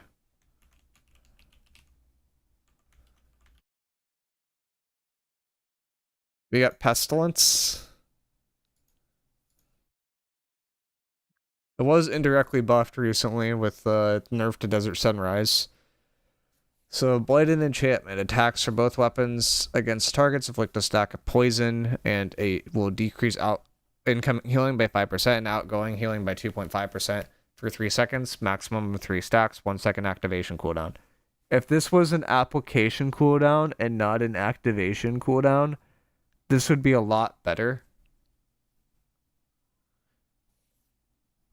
But as it stands, it's like it's a decent artifact in like a 1v1 situation or like small scale situation, but anything bigger than that, I don't think it does very well. I could use it as an offhand with Fire Staff at one point. It was like decently common to do that. And the extra damage from Blighted Enchantment, I guess, is okay too. But it's only for 3 seconds, so it's not like it's like 1 to 2 ticks tops. You guys have this in A. I'm gonna be honest. I think it's a lot lower than A. I think it's like a C. Like I'm not a big fan of it anymore. If it was an activation or if it was an application cooldown and not an activation cooldown, it would go up to a B or an A. But the dot doesn't proc often enough. Below niche tier, that's tough. Yeah, it's like I mean it's like literally only useful in like 1v1 situations. That's it.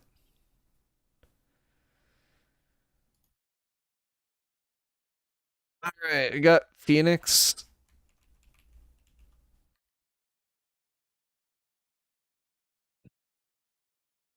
I have some cursed tech with this one. So I'm kind of curious to see how you guys react before I reveal the cursed tech. But what Phoenix does is when you receive lethal damage, you avoid damage and you regain 100% of your max health. Then become inflicted with vengeance, reducing healing by 200%, which basically means every heal that's incoming is going to be healing for like almost nothing. And you take damage equal to 20% of your max health every second. This for discovering unreleased content. Yeah, basically. So if you read it at face value, basically you just need to kill someone right away, or this is not useful.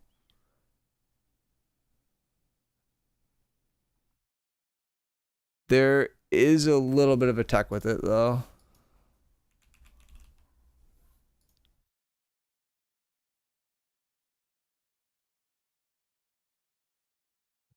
So this debuff that gets applied to you lasts for 60 seconds.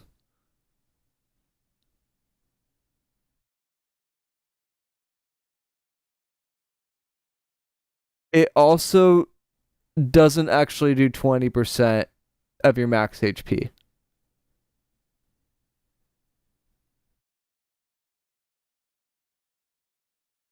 It does like I think it's 20% of your base HP, and they kind of fucked that up, but I don't see where that's written in here. And because it's 20% of your base HP for reference is 8,024. So 20% of that per second is you're taking 1.6k damage. And if you have 50% fire resistance, this is like, half. And there's a few other ways to reduce it further too.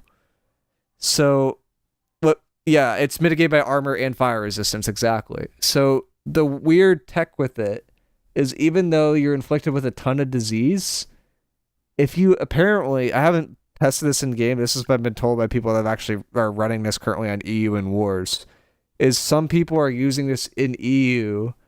They're sitting in sacreds after this procs, and the sacred will actually keep them alive. Single target heals heal you for about 4 to 5k, and it's possible to live until that 60-second timer expires. If you're in Tomb, you don't take damage as well. And that, in my opinion, would make it niche, because it's good enough to be used by certain people that die a lot, but it is incredibly hard to make work, and it's mostly good because of bugs. I'm putting it up with Freedom. I think it's incredibly niche. It's a cheese build. You guys are kind of all over the place, so I'm gonna probably throw you in C. The tech is S, the usability of F. It looks like a good pull. Yeah. it's a really weird artifact that probably shouldn't be working that way, but that's how it's working right now. Alright, we got Plague Herald.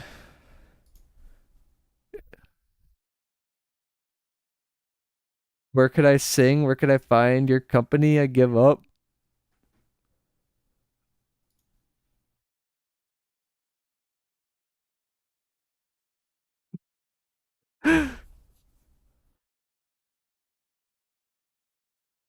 uh, Plague Herald. This one, I tried to make a video on why this is insane. The main thing to break up with it is there's 3 different abilities here. This first part, where abilities and light attacks inflict a target with 3% disease, this is a separate thing. This lasts for 10 seconds. This next part also lasts for 10 seconds, but it's on yourself, and then when you do a heavy, you apply a cloud. So there's 3 different parts. The part that's incredibly OP is the first part, and the last part is pretty good. The reason why the first part is incredibly OP is because, like, as I've kind of talked about a lot here, this is an application cooldown, not an activation cooldown. And application cooldowns turn out to be pretty solid. So if I go down here, you see how this says application cooldown?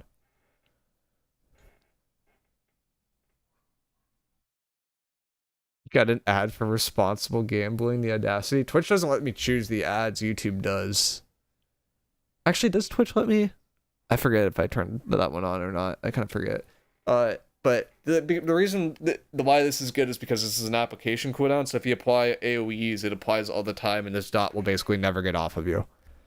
So like nerd speak for if you're playing, you know how when you play Fire Staff and you have a dot on you for like 1 second and they hit you again, the dot goes to max stacks, like max seconds. That's what happens with this all the time. Cool tech, run on BB to max disease and yourself instantly. Yeah. It hasn't like taken over the meta, but I still think it's strong. Alright, you guys got it in A. I'm gonna say it's borderline S. It's not quite S. I think it's better than Old Crown. So I'm gonna throw it like basically my nimble coat, because I think it has like a lot of potential. Void Blade and Flail experts love this. I feel like it's not even best in slot and Flail. But it's kind of hard to explain that reasoning and without like a full length video. But there are other builds that could run it other than Flail that would have less downsides.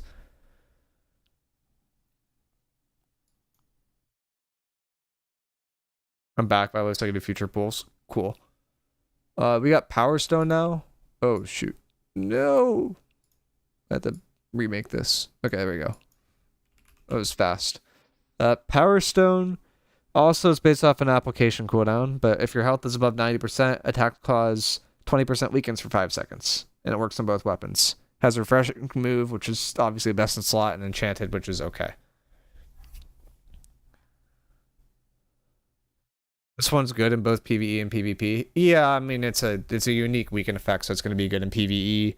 PvP it's solid because it's a unique weaken effect, and it could be applied off of AoEs.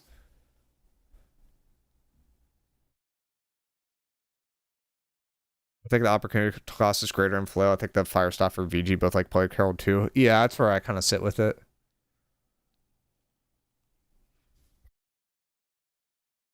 Alright, this one's getting an S from you guys. Which, compared to Chaos and Boltcaster, I can kind of understand that. I'm gonna put it in low S or high A. I think I'm gonna do high A. It's like, not every build wants to run it, but it's like, it's pretty good. Like, there's a few flow builds I don't think you actually want to run it anymore. But it's pretty good. High A, this man is cooked. Yeah. Yeah, it's good. What flows do you not run this in? Ones where you want to use an artifact. So basically just CC flail builds. Which there's not many of those, but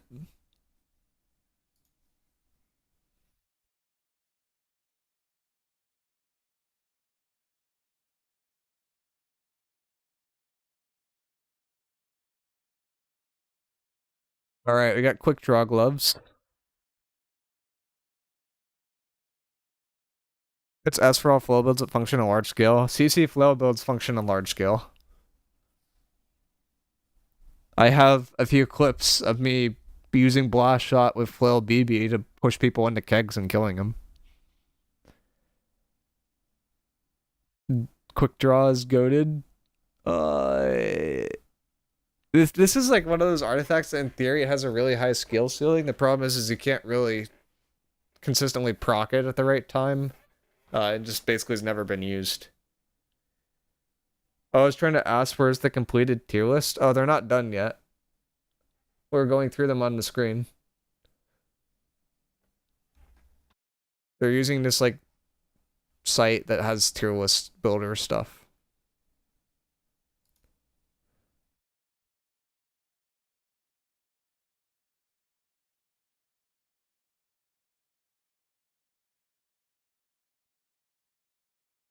High skill until you hit with the desync and lag, and good luck with your high skill. True, but in theory you can go dodge, swap weapon, double dodge or something. I don't know. Get a little fancy with it. But yeah, not common at all.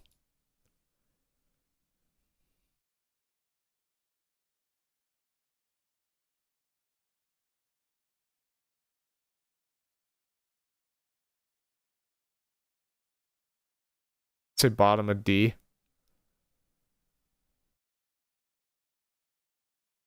I feel like it's better than a lot of these. Worse than Gladiator. You think? I'll put it there for you. I'm not putting it there for me. For me, I look at magnetic gauntlets and down, and I don't see anything has any upside. This has, in theory, at least some upside. Don't bother ranking the Fs. I mean, yeah, the Fs are all Fs. They're not usable. Oh no, I have 2 quick draw gloves? Gosh dang it. Well, that's gonna live there forever. Well, we got Relentless then.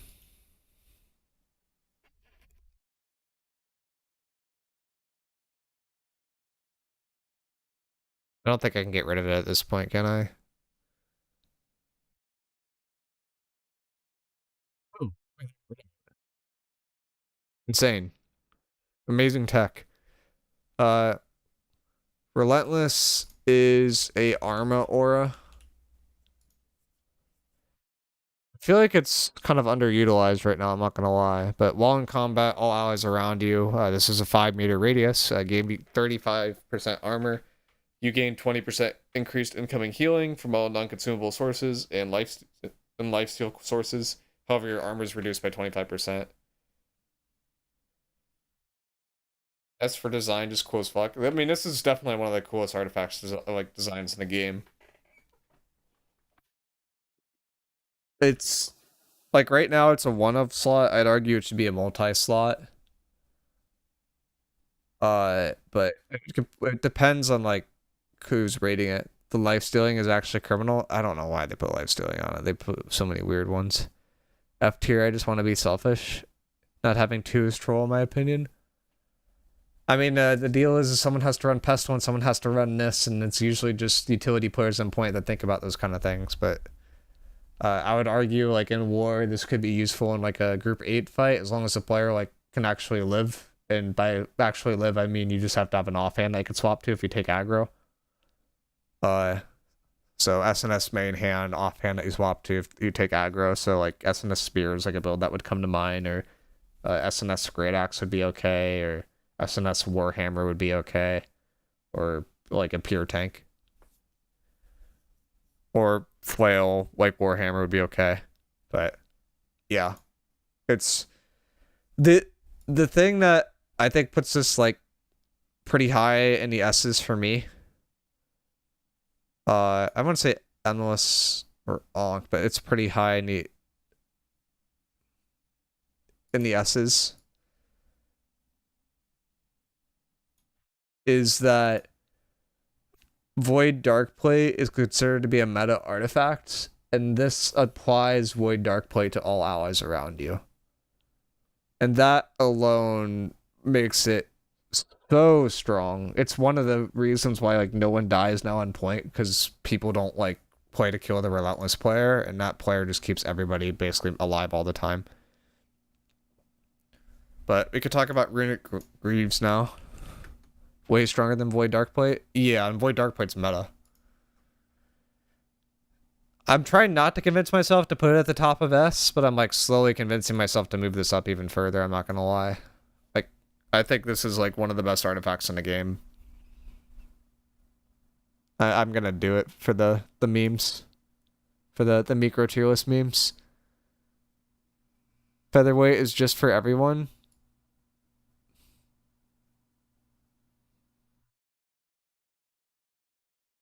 It's here though. Okay, for the memes, I approve it. Relentless gives light players more armor than Featherweight does. Yeah. Make a poll for if it should be on top of Featherweight.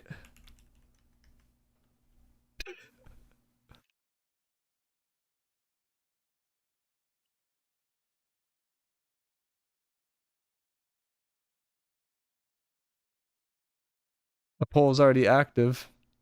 Where's the poll?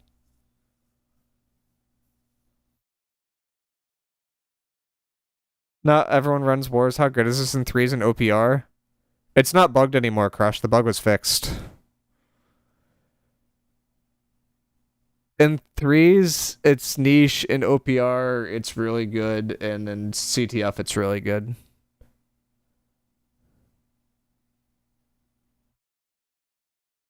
Yeah, I mean, you got a point with it not being great in every mode. Okay, I'll bump it down. It'll be sane. I'll bump it down, fine. If it's general PvP, I'll bump it down, but I think it's insane.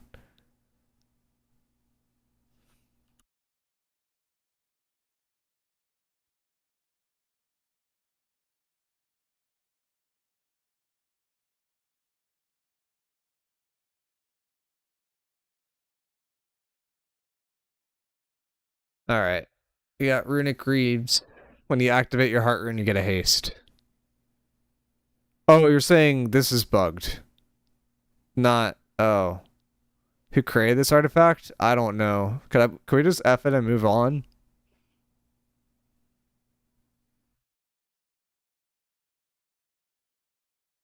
Like, surely just the Warren Boots are a better version of this artifact. So like I'm effing it. It's going down with like these guys near the bottom and we're moving on. How often can you use a heart rune as a player? Like once every maybe 30 seconds tops.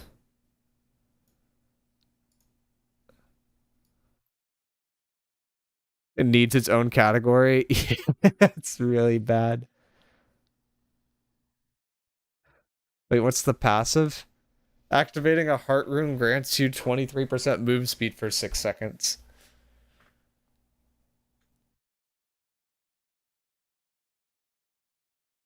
Bro, they nerfed it. The psychopaths. Yeah, it used to be a higher amount.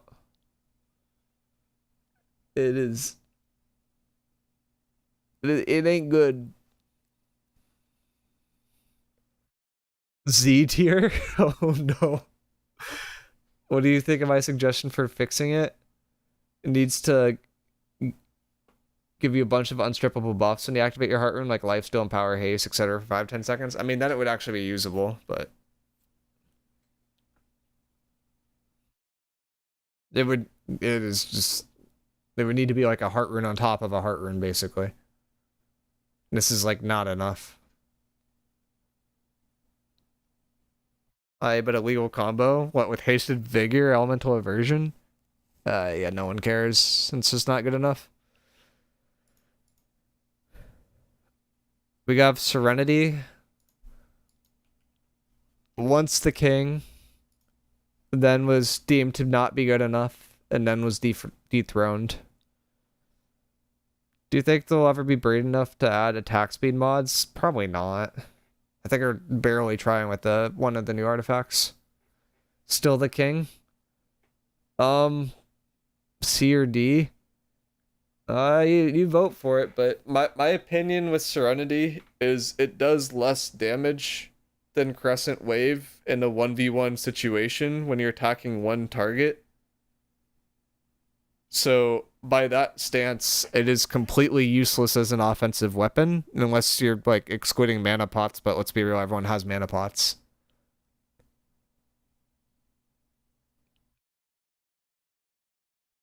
If you're using it, like, if you're heading over and over and over again, I guess it's okay. If you're using defensive stance over and over and over again, it's probably not good enough.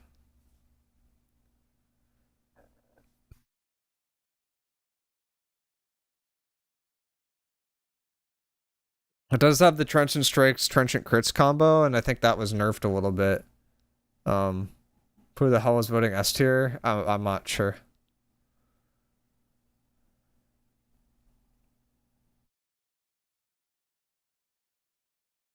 Dang, this one's bipolarizing. We either got F or we got or S or we got B. It's pretty close.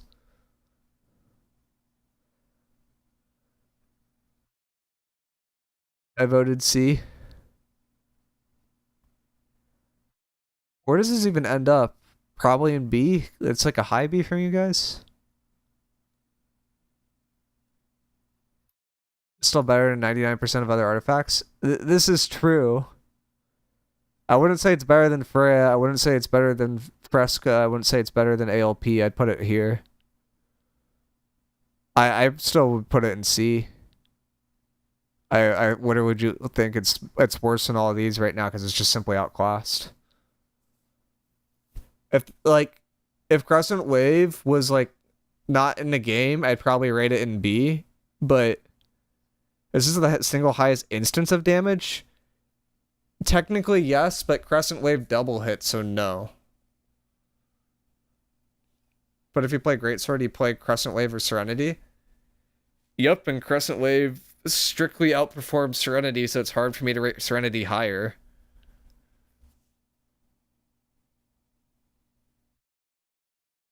There's literally no circumstance where Serenity is better unless you don't have mana pots. Like, I think if they nerf Crescent Wave, like, Serenity could be higher, but, like, as it stands right now, I wouldn't rate it higher than C. It's just not good enough. A tier after the Crescent Wave nerf.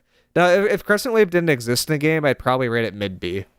I wouldn't put it higher than that, though. It wouldn't go up to A. Because Greatsword isn't good enough to live on A without a broken artifact right now. But it's like Boltcaster. Yes, but Bow actually is like a viable class in the game, and Greatsword's not really. Yeah, it's S because it's best for Greatsword with the same argument. I mean, but Boltcaster could actually be used if you have a Greatsword versus like any other class that does damage. The Greatsword's losing right now. Like, even for Crescent Wave, with as strong as Crescent Wave is, there hasn't been a single, okay, there's been less than, 3 war players in the last, 10 wars that I've seen that have actually gone positive with Crescent Wave. If Crescent Wave is objectively better than Serenity, it's very hard for me to, rate anything with Greatsword high. End of the day, you're dropping your con usually, you're upping your dex, you're upping your strength, and when you do that, you just get one shot by a bunch of things in the game, especially with the siege change too. It's crazy. These people are slow as fuck to try new stuff in general. Yeah, but even the people that are should be good with it, Twofer's not doing that well with it. Mighty Master's not doing that well with it. And, those are the people that we would think would be doing well with it. I think Mighty in our last war, he either went 3 in 10 or he went 6 in 10. And this is the kind of weapon that you need someone to go 15 and 10 to even justify it. It's not good enough. War meta is unforgivable, and war nerds will never change the meta. I mean, sometimes they try stuff. People are trying the wave thing. It's not good enough, unfortunately. It's close. If it's not killing people, it's not providing value. Yeah, and the problem is people are padding with it on point, and it's that's not enough either, but it's somewhat annoying.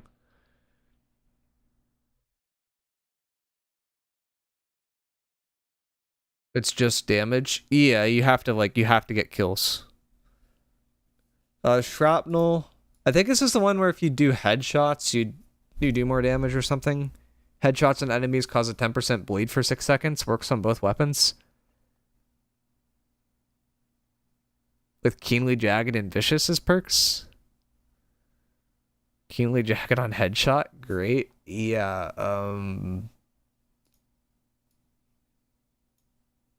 that's getting rated really low for me.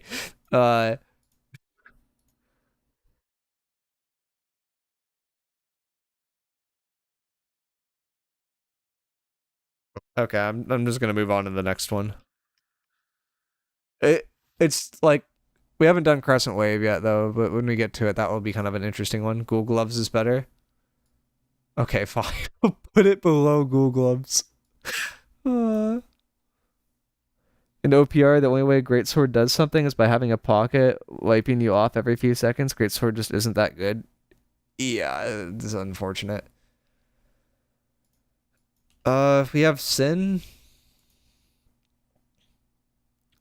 And also, that kind of goes to show with, in terms of Greatsword with Crescent Wave, that weapon was hard meta in the PvP server, and then it comes to live, and it's this weapon can't exist. And there are, a good amount of people at the time that are this weapon's going to be incredibly OP, it's going to be broken, AGF shouldn't release it to live, and it comes to live, it's nerfed a little bit, and it's just, not good enough.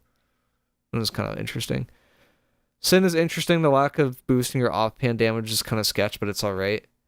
Yeah, the Defile perk is only on your main hand. The debuff works on both weapons. It's still good enough to be used for a lot of builds, A or B for me. Yeah, I think the main thing is it just has a lot of potential to be used creatively with a lot of builds. It's a low A, high B, but it's still good.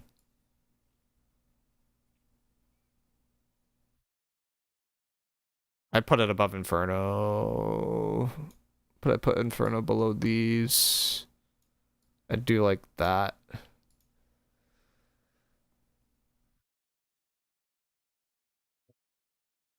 Miicrow himself saying war would be 100 crescent waves going everywhere. I didn't say it would be that. I thought it would be good enough to be run at least more than it is right now, but I didn't think it would be like that insane.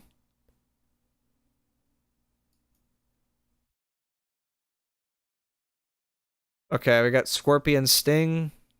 It used to be really good. It still is pretty good. I think if they figure out a way to like nerf grit further, it's probably decent, but eh. Sin is cool, it just suffers from that weird choice where it needs a gem slot. Yeah, like as a damage artifact, it's like not quite there for that reason, but then like as a like a utility artifact, it's pretty good.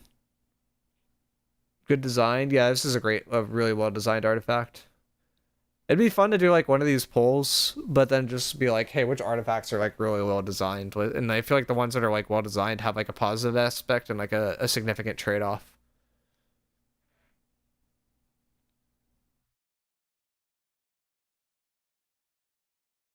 All right, we're going S with the Scorpion Sting here.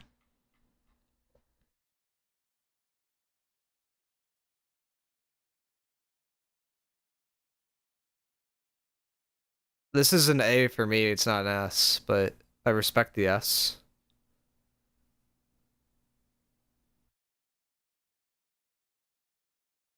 And it's a low A.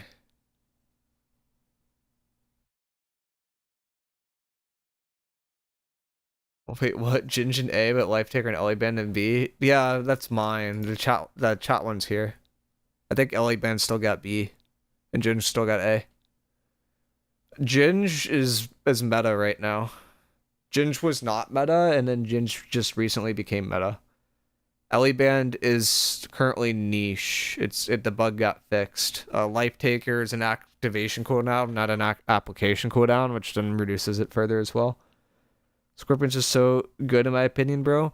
It is a really good artifact, but the issue it has is like you can pair it with SNS, and then if you have Scorpion, like you're not gonna do significant damage. Like you're stuck with Sundering Javelin, which is a dead perk. Well, not dead because you're running Javelin. And you have Trenchant Strikes, which is okay, but it's like not significantly proccing all the time. I guess it's a little bit better now because people are doing like half melees, but it's like, eh. Sundering Jab is nuts. Yeah, you just have to make sure you hit people. It's a good, like, this is a really good opener to getting people bursted down. Like, it's good.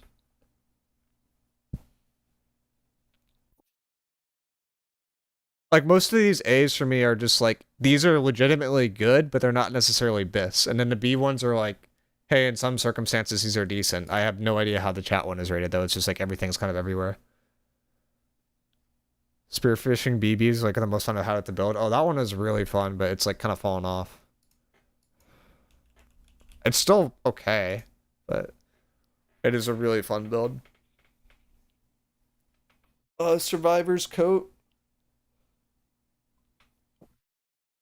I still don't think I have enough doubloons to unlock this, and I don't think I'm ever going to unlock it, to be honest. While you're hit when your health is below 50%, gain 20 stam. That's not a lot. Lose all debuffs. Get a potion surge that will recharge your next survivability potion instantly with 120-second cooldown.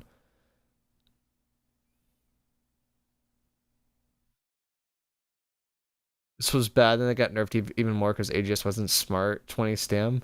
This 120 seconds is insane. It's insane. This needs to be like a 30 to 60 second cooldown.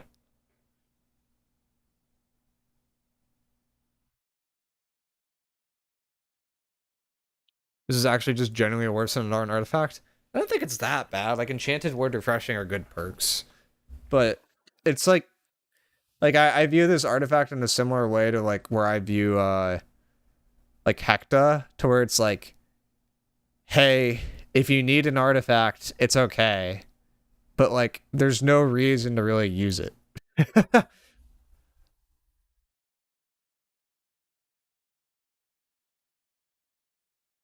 Bro, it's 6k doubloons. I mean, that's the problem. Is like no one wants to unlock it because it's not good enough to even use.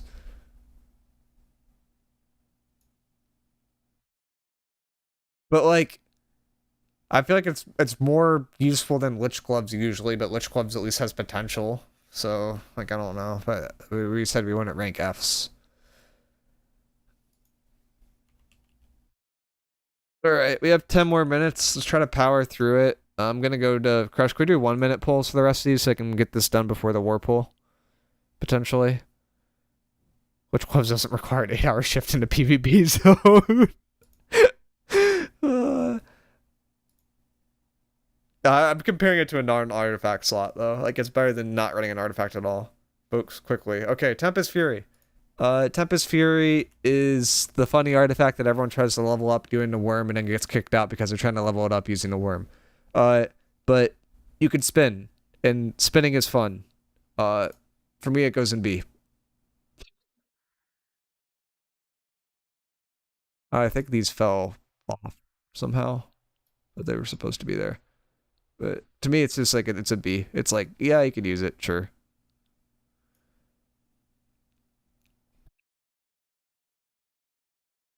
B A. Okay, I'm gonna give you guys a high B then. I think it's better than Chaos. I think it's better than the Abyss. I think it's better than Elemental Band. I think it's better than Greatsword Hat. Like, it's not bad. Like, it's legitimately kind of an underrated artifact. We got a pretty bad artifact. We have Tumbler Feet Wraps. Don't know a lot of people that use this one. It has physical version on it, which automatically makes it pretty bad. Like, it's basically just F tier.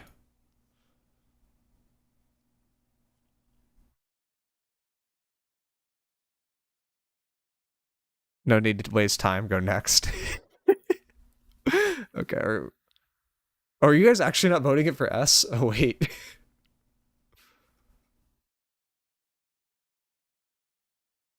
Wait, did I just lose it? Oh, no. Where'd it go? What?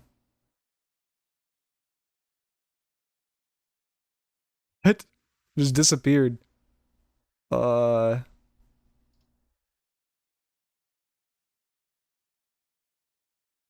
You guys might have just lost it. It got sent to the ether. um, I'm trying to throw it back on here. Oh, where'd it go? It's like down here. It's an A. Oh, it did survive. It survived. Okay. I'm putting this one in S up with all these other ones. It just does so much. 10 perks and 1 dodge. Yeah.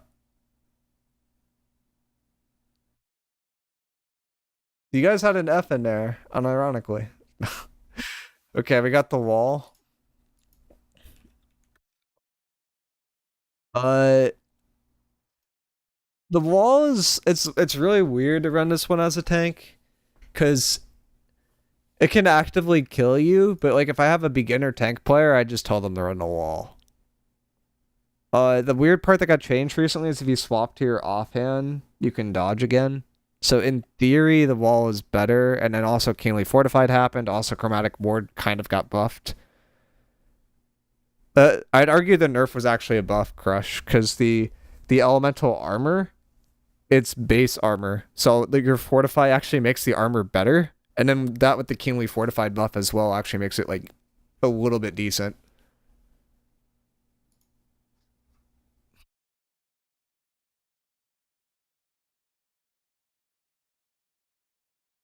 Yeah, I don't. They like did a really weird thing with the wall, but uh, to me, it's kind of like a Power Stone old crown. Like I'd put it like above Ironheart, above Azoth. Like it's like Cure right now. It's like it's pretty good, but it's odd. Trisna I think was recently buffed. It's just the lifesteal hammer, right? Ginge not an S is crazy. Ginge is so bipolarizing. People are either like, why is Ginge an A or why is Ginge not higher? A is pretty good for my tier list. The chat one is weird though. Trisna, where's this one from? It's dropped by dude in the Gorgon raid. But Lifesteal against knockdown, stunned, or rooted foes. It's good if you're trying to 1v1 something, I'll give it that. But it's not going above, like, probably Pestilence here. Probably not even Mechanic for me. It gives a lot of help with sweep. For me, it's like a C. Like, it's like, I don't think lifesteal in general is very good. I'd rather just go for, like, Shirking Heals cheese. Pretty sure in half our army on EU is Ginge. Yeah, and like 5 people in NAR. I want to get back to doing VOD reviews and talk about EU versus NA stuff, because like I think EU is ahead of the meta again. But like EU is basically always ahead of the meta. Still lead from the dots? Not sure, but we have war in 4 minutes, so we're trying to go fast. And I need to actually like log on so I get pulled into this. Unmoved. You get grit. Well, actually unmoved. So you have war in 20 minutes, it'll be fine. Yeah, but polls happen, and when you don't log on for polls, people get upset. Probably still leeches from dots. I mean, it could be a little better than we put it there. The force perks are so bad. Yeah. Incredibly neat. This one's like the definition of niche, and my niche artifacts go in C. So, it's going in C for me. You guys are everywhere with it, though. I have no idea how you want to rate things. Troll build only, but it's fun for trolling. Okay, this somehow ended up in B. You guys have like nothing in B. Like at all. We got unyielding. Put it in C. Chat does a vibe check. I'm keeping the chat. You guys get to own your mistakes. It's going on YouTube, and then everyone's gonna be like, what the hell is miicrow's chat doing?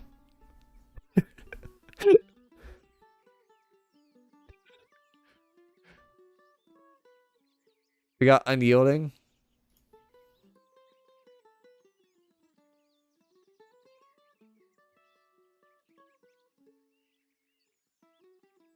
Nice transmog. It's got that going for it. That's about it. It is lighter than a normal light. So, or like than a normal heavy, so you could use it in light. That's basically all the utility it has, though. I'm gonna put it pretty low on C, like below Michael, below Aconite, I think. Like, it's like there for me.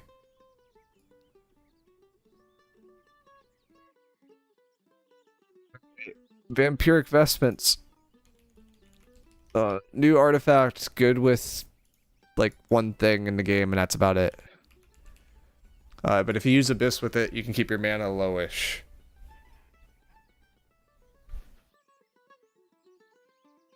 It's B if you know how to use it. Yeah.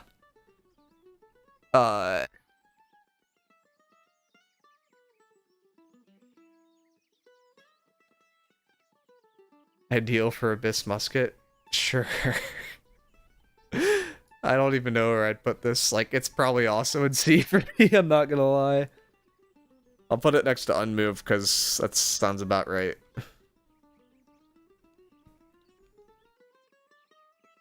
For your guys is somewhere in the middle. May just be IG, Abyss, and Medium, in my opinion. Yeah, it's basically like the one build where it could be good, or maybe Fire Staff. Void Dark Plate. I'm about to make a lot of enemies.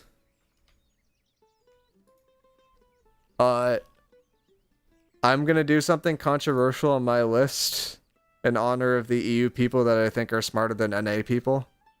I'm gonna move Tumblr down to high A. I'm gonna move Ginge to low S. Because I have power. But Void Dark Plate, this is used a lot.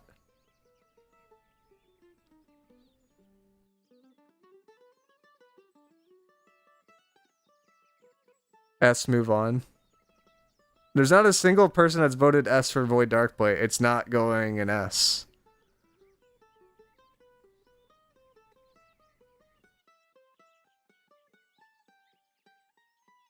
You guys can't all say S and no one votes S. That's not how this works. There. It's still B. I can't vote. It's bugged for me. I will honor your vote and put it in A, but it's not going above A right now. For me, it's an A. I think this artifact's heavily overrated.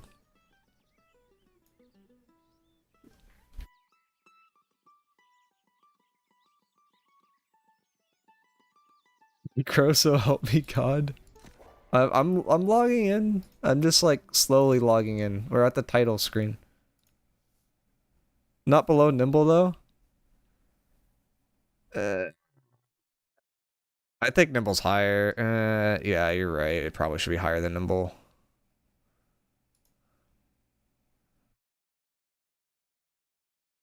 I don't know what the chat one is, but I agree it should probably be higher than Nimble. Nimble's niche kinda. It's becoming more popular, but yeah. Like I think Plague Herald should probably be higher than both of these, to be honest. But I don't know. Getting distracted. We could do Vengeance. This is a funny one. The people that have been paying attention in the Discord know some funny things about this one.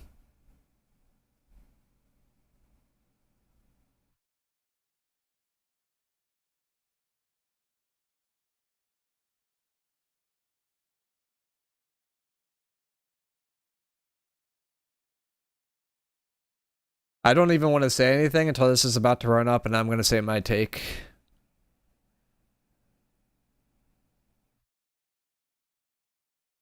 Now, I don't know if people are trolling with the S's or not. But outgoing healing is increased by 25%, so it's like you have a diamond and a bless combined. Downside, Keen Beacon is locked on here, and Enchanted's locked on here.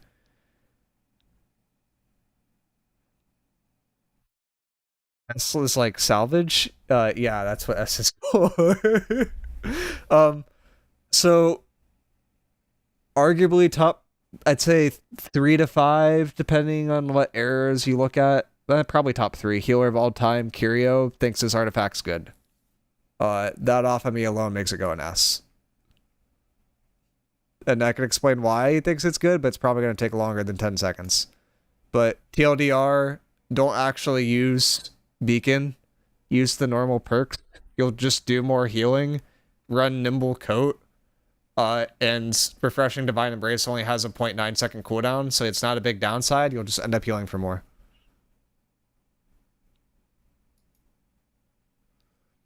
There are not many people I trust their opinions on, but I trust opinions from Curio, so.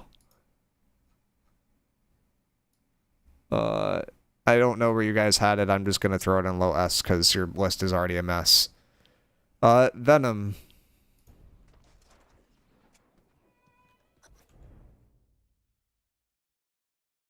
Guys, we have to go. We have to go really fast. Venom is when you do a heavy attack, it does damage. More meta for spear than the other spear. Okay, it's going in A. It's rapid fire round. Venom is F. It's currently meta for spear because spears use heavy attacks more than they use basics.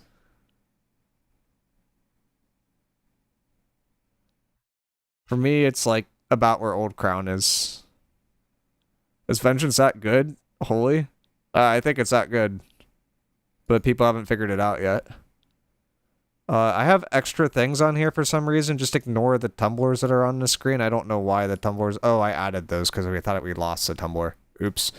Time for part 3? Nope, we're going to make it. We have Crescent Wave. Crush, go, go, go.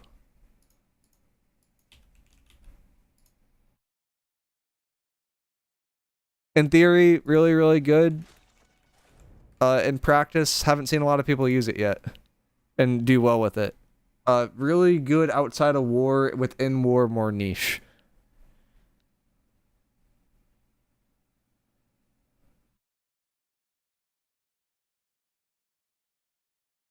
I don't think it's an S tier for me. I think it's a mid A.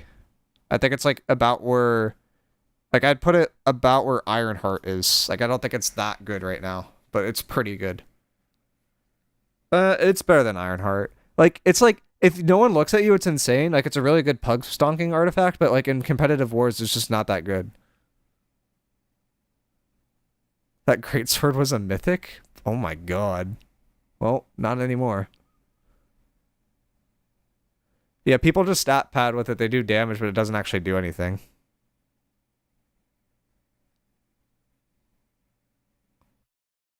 Okay. Wit and Hammer of Yeet are the last two. I don't know why I have duplicate things at the end.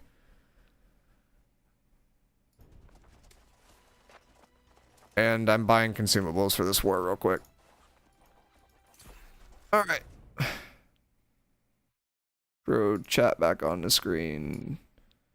Wit. This is a PvE sword. We probably shouldn't even be rating this for PvP. I actually don't think it does anything in PvP. Nameplates? Yeah, I'll turn them up. I'm just throwing in an F because I actually don't think it does anything in PvP. Like, it might actually be below Root and Cleaves in PvP.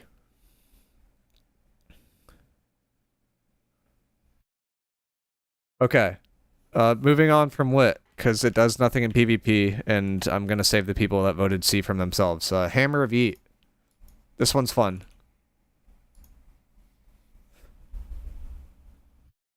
I don't know if it's good, but it's fun. I'm throwing it in B, because I don't know if it's that good, but it definitely takes the niche spot where that B is having right now.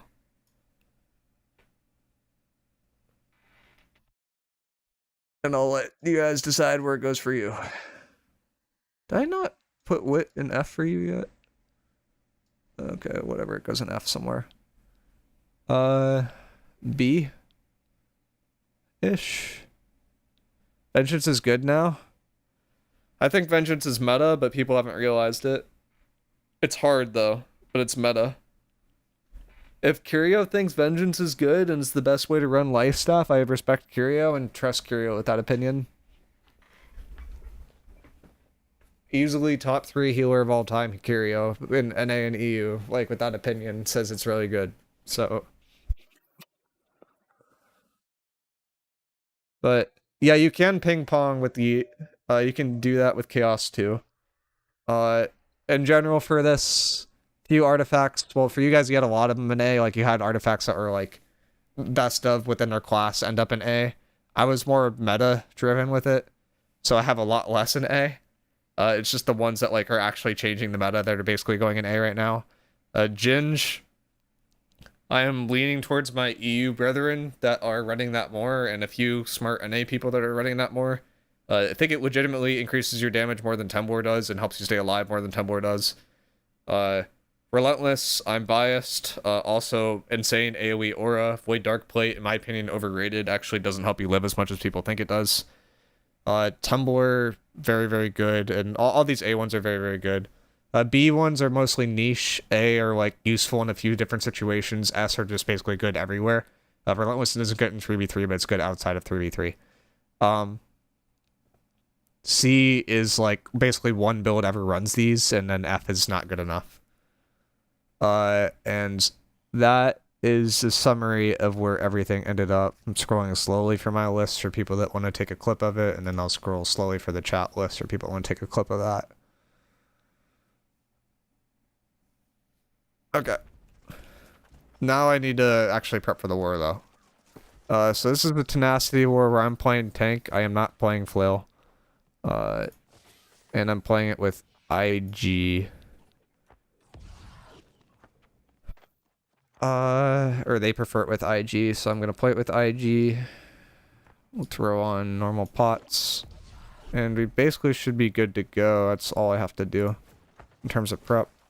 Do nameplate stuff. Anyone know a good heavy medium Bruiser build? It will depend what region you play on. On EU, they'll be running Invig. On NA, they won't be, and they'll be running Freedom.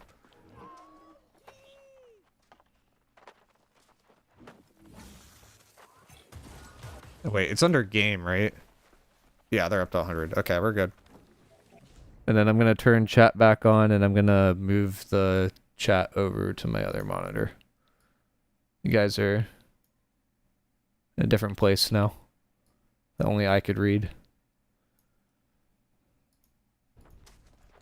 I think most bruisers on EU are still on freedom. Only a few have woken up. Well, I've got to do my classic micro takes, because if I don't, then the meta won't change. So, we got our takes in there. Where is Tenacity's cord? Where is Tenacity's TeamSpeak?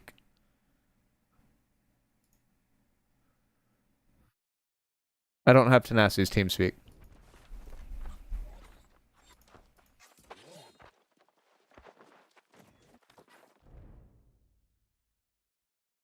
Actually, Naomi sent me it like ages ago, I think. I think I have like an ancient one, as long as the password hasn't changed.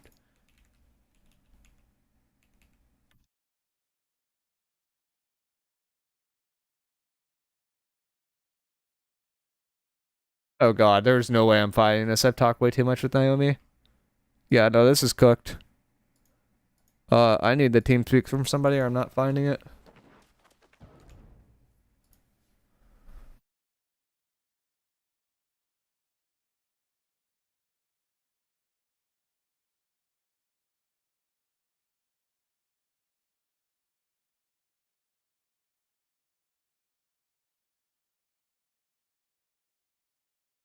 Okay, I got the TeamSpeak.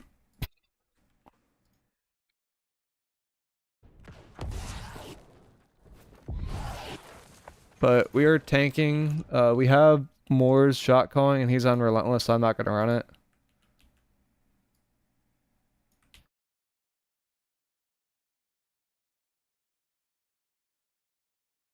It should be good. Channel switched. Moore's. Yo, Are you on Relentless? I am. Okay, I'm not running it then.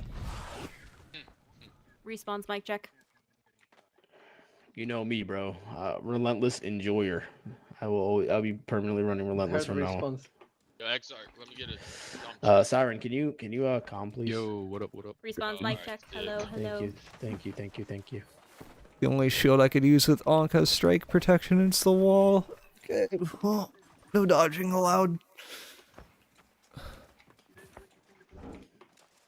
Alright, let's get a good war in. Let's go. Okay.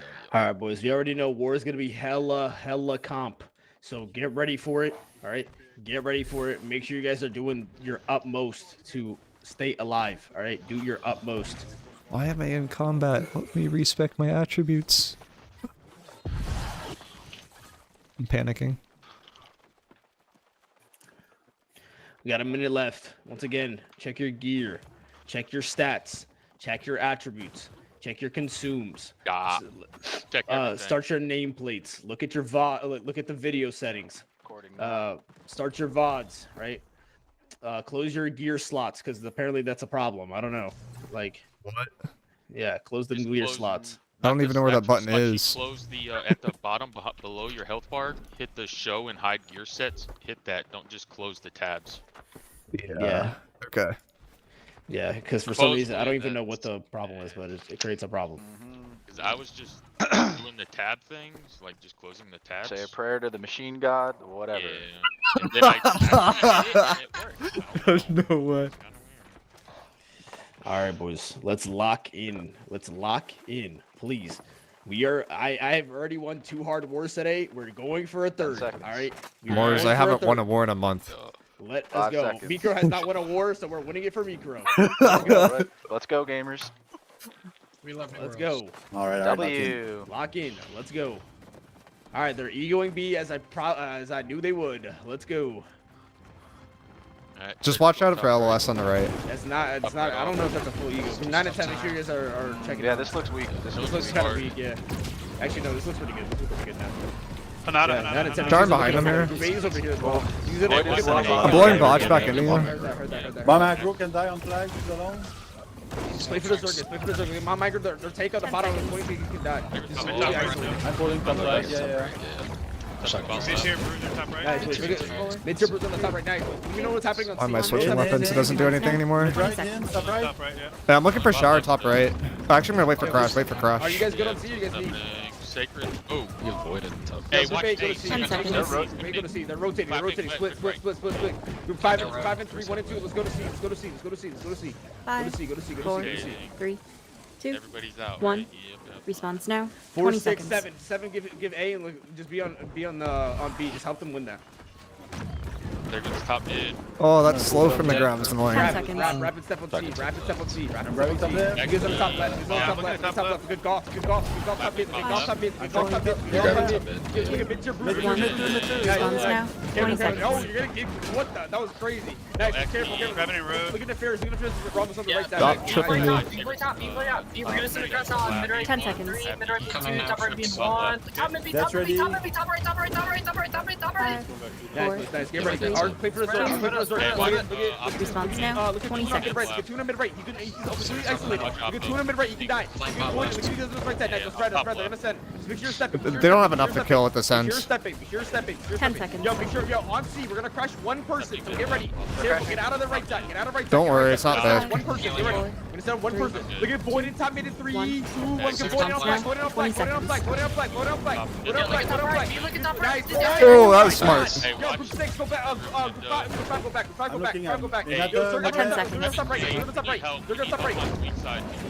Look at Hinata. Look at Hinata mid right. Look at Hinata. They're right weakened side. on center, they're gonna hurt you. Right side. Look at right side. Look at right side. Help money. Help money get out. Help money get out. Help money get out. Help money get out. 20 Top right. Help money get out. Top right. seconds. Guys, they're going on top right. They're going right side. They're I'm right checking side. right side. Mid Group 5, go to B. Group 5, go to B. Group 5, go to B. Yo, we're gonna start again. Get ready. 10 We're gonna start seconds. again. Down. Look at BP top right in 3. BP top right in 2. BP top right in 1. Look at BP top mid. BP top mid. BP top mid. BP top left. BP top right. Crash on one person. Crash on one person. I don't care. Crash on one person. Get one kill. Get 20 one kill. seconds. Get one kill if you can. Careful, that's right. Just make sure stepping. Make sure stepping.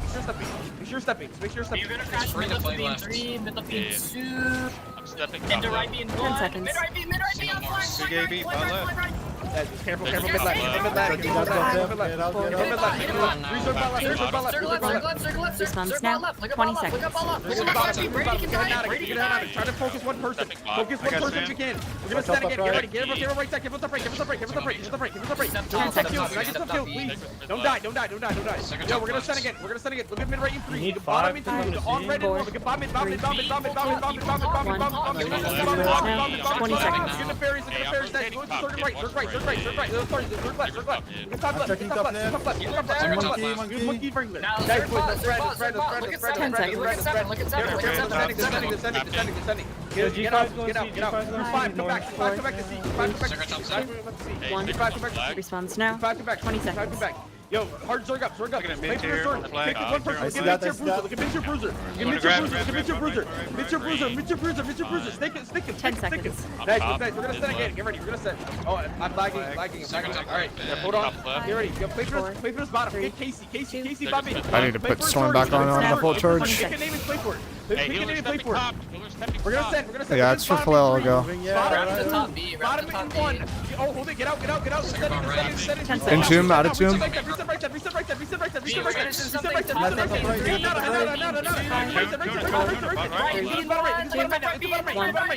Response now.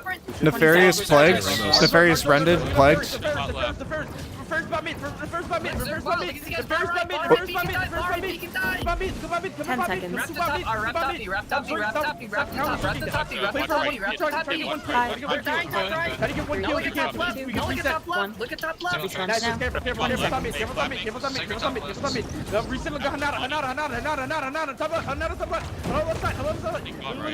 Hanada plagued and rended. 10 seconds. Yeah, we Response now. 10 seconds. I'm checking back there.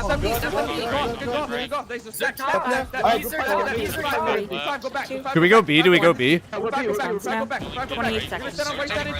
Right side and 2. Right side and top right now. Right side now. 20 seconds. I'm gonna rotate B.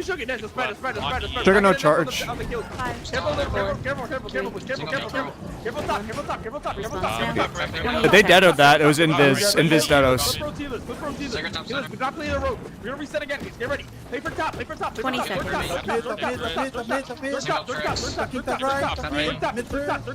Careful on bottom. Get out of bottom. Get out of right. You have shower right mid if you need to escape. 10 We're seconds. gonna look for crashes on the left. Looking for crashes on the left. Yo, Oppo, when you guys respawn, kill stuff. Go to Oppo. Go to the bottom. Go to the bottom. Go to the bottom.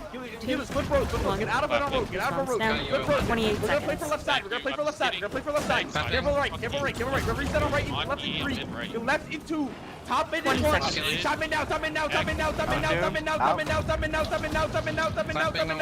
Look at botch. Oh, he's good. You got one. Spread for the research. Spread for the research. Yo, all my kills come left. All the kills go to Oppo. Go to bot. I got All 3 the seconds. go to bot. We're gonna reset again. 3, We're playing for left side. Yo, get ready for the all-in. Get out right. You have time. Play for left. All my kills go to bot. All the kills go Do you want to just get off a point for a second? Left side in 2. Left side in 1. Now. Get ball left now. I'm showering him here. 30 seconds. Oh, big. Get out, careful. Yo, kill switch, play for left side, kill switch, play for left side. Yo, search from left into right, search from left into right. Careful right side, careful right side. Yo, kill switch, 20 look to re-step into seconds. Oppo, look to re-step into Oppo now. Look to re-step into Oppo, careful on road, careful on road. They got a bunch of bruises. I'm Step sorry. on, bring it in on road, bring it in. We're gonna stand again. We don't need depth, we have depth. Careful on the bottom left, careful on the bottom left. We got depth, we're gonna stand, get ready. Get ready. On respawn, get ready to get out, get ready to get out. Move just left side, get ready to the bottom left in 3. We have bot left in 2, bot left in 1. Ball left now. Bomb it down. Let's get out.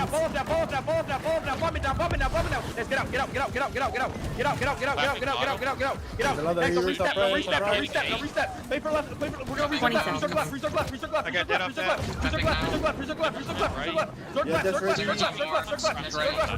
gonna set again. We can bomb in 3. Bottom in 2. Left side in 1. We can ball left now. Bomb it. Get out. They see me there. Get out. Left side. Apple's book. Every left side. Careful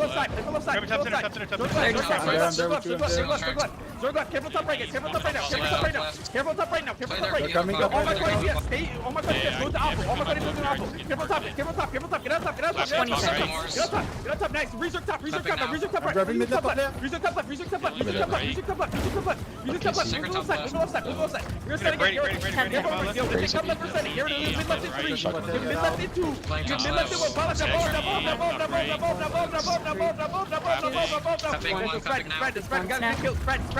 Spread. Play for left side. Play for top left. Research on the right side. Careful for right side. Play for right side now. Spread. They're gonna set it. Spread. We can reset now. 20 seconds. All my kills, if you guys come, all my 70 20 PS. Come to Alpha. Come to box. Do a 10 set. Group 9 and 7 20 PS. Go to Apple. Go to bottom. There's sacreds near center if you need. Come to bottom. Kill the healers. Go to bottom. Careful on the top. Careful on the bottom right. Off point. Careful on the bottom right. Off point. Make sure you're stepping. Flip Rose healers. We're gonna set on bottom in 3. This bottom in 2. 30 seconds. Bottom in 1. You ball left now. Bomb it down. Bomb it down. Get out. Yo, flip 20 seconds. Flip the bot. Yo, reset again. Reset bottom. Yo, kill 10 the seconds. healers. Yo, get ready. We're setting all our crashes towards left. Get ready. Look at the top left. Get ready. Look at mid left in 3. Careful bot right. Get out of bot right. Reset towards right, left side. Get the ball left in 3, 2, 1. Ball down. Let me Get out. We make sure you're stepping left. Don't go right. Do not go right. Careful top left.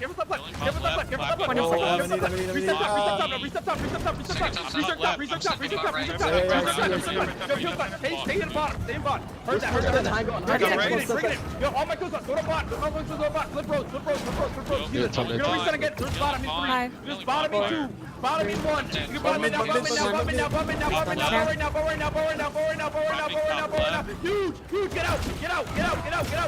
Yo, kill the bot. Come back to the bot. Go healers. Flip road. Careful top. We're gonna all in. Get ready. Respawn just hit. Be careful. Stay alive. Play for left. Everybody play for left. All my kills left. Come to left. Go to bot. You're set towards left side. All the kills left. Come to bot. Everybody come to bot. We're gonna set on the left side. Bottom left in 3. Because bottom in 2. Bottom in 1. Ball left now. It's huge. Get out.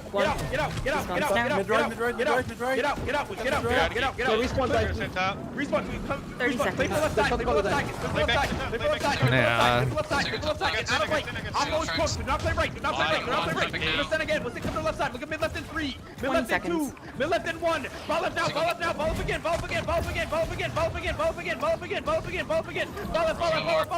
Guys, spread. Come to the top left. Come to the top left.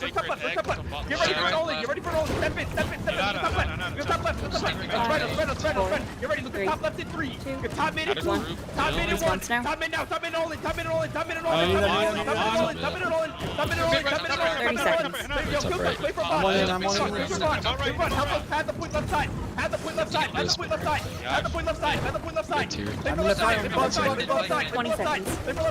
for left side. Now spread. We're gonna reset again. Get ready. Get left side again in 3. Left side again in 2. Left side in 1. Mill up now. Their tank's dead. Stack center. We win. Stack center. We win. I have shield. They don't. Shield is bot right. Zerg. They can't win a crash.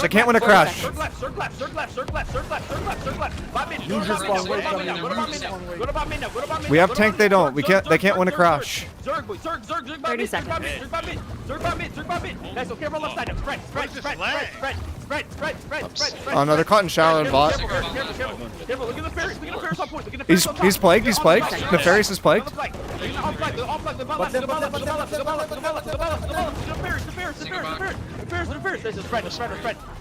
Help kill squad. Be careful, boys. Be careful. Please do not get yourself killed. Do not get yourself killed on bot. Be careful. Yo, kill squads. If you guys lose, just do 10-10 immediately and go into Oppo, please. Go into 40 Oppo. seconds. All right, I'm sorry, into Oppo. Go into Bond, please. We're gonna keep pressing left. If you guys are on Bond, we're gonna strong side that left side. Keep crashing left. You guys help us on every crash, please. Help us on every crash, and we'll win that left side. And then we'll push right. People who are on the right side, be careful on that right side, guys. Be careful on that right side because they're Oppo. If we're losing Oppo, you guys are gonna get killed in Oppo. You're gonna get killed 20 right. seconds. All right, be careful, guys. Be I'm careful. on void and on bomb. Be careful. Do not push past Bond. Do not push past Bond. Be careful. Be careful, boys. Be careful, boys. Stay alive. 10 seconds. Thank you, boys. Stay alive. Do not get yourself killed. Look, there's group 7. If you guys can, kill the cannon that's on that between B and C. The cannon between B and C. Now. On, you got a sacred as Be careful, boys. Be careful. 40 seconds. Group 6 and 4. I'm sorry. Group 3 and 5. Look in the road. Group 3 and 5. 1 and 2. Look in the road. Look at the cannon. I'm plaguing Monkey Warrior center point. All my healers and stuff. 30 seconds. Monkey Warrior plagued. Kill the cannon if you can. Kill the cannon if you can. All my fire staffs and stuff. You guys on the cannon if you guys can. Nice. I'm seeing you guys kill on this left side. Careful right side. 20 seconds. Kill the cannon. Careful top. Get out top. Help people get out. Guys, we're gonna crush those right side. Get ready. Look those right side in 3. Oh, look at bottom right in 2. Bottom mid in 1. Get bottom right now. Bomb it.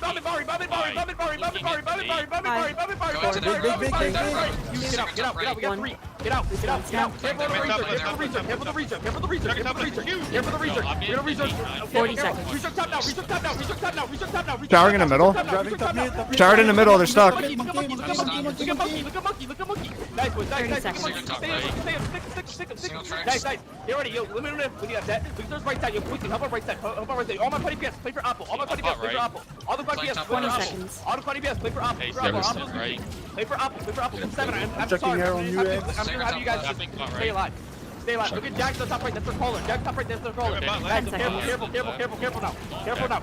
now. Yo, Pointy, come about left. Careful on this spot left though. Careful about left. They're gonna send. Careful. Careful on this left side. Careful about left. Careful about mid. Here they come on the send. Careful. Just get out. We're gonna reset. Get ready. Yo, push them right side. We're gonna set up bottom in 3. Get bottom in 2. Get bottom in 1. Mid right now. Get out.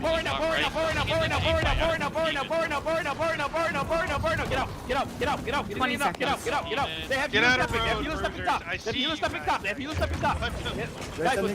top. Get out top. Reset top right. Reset top right.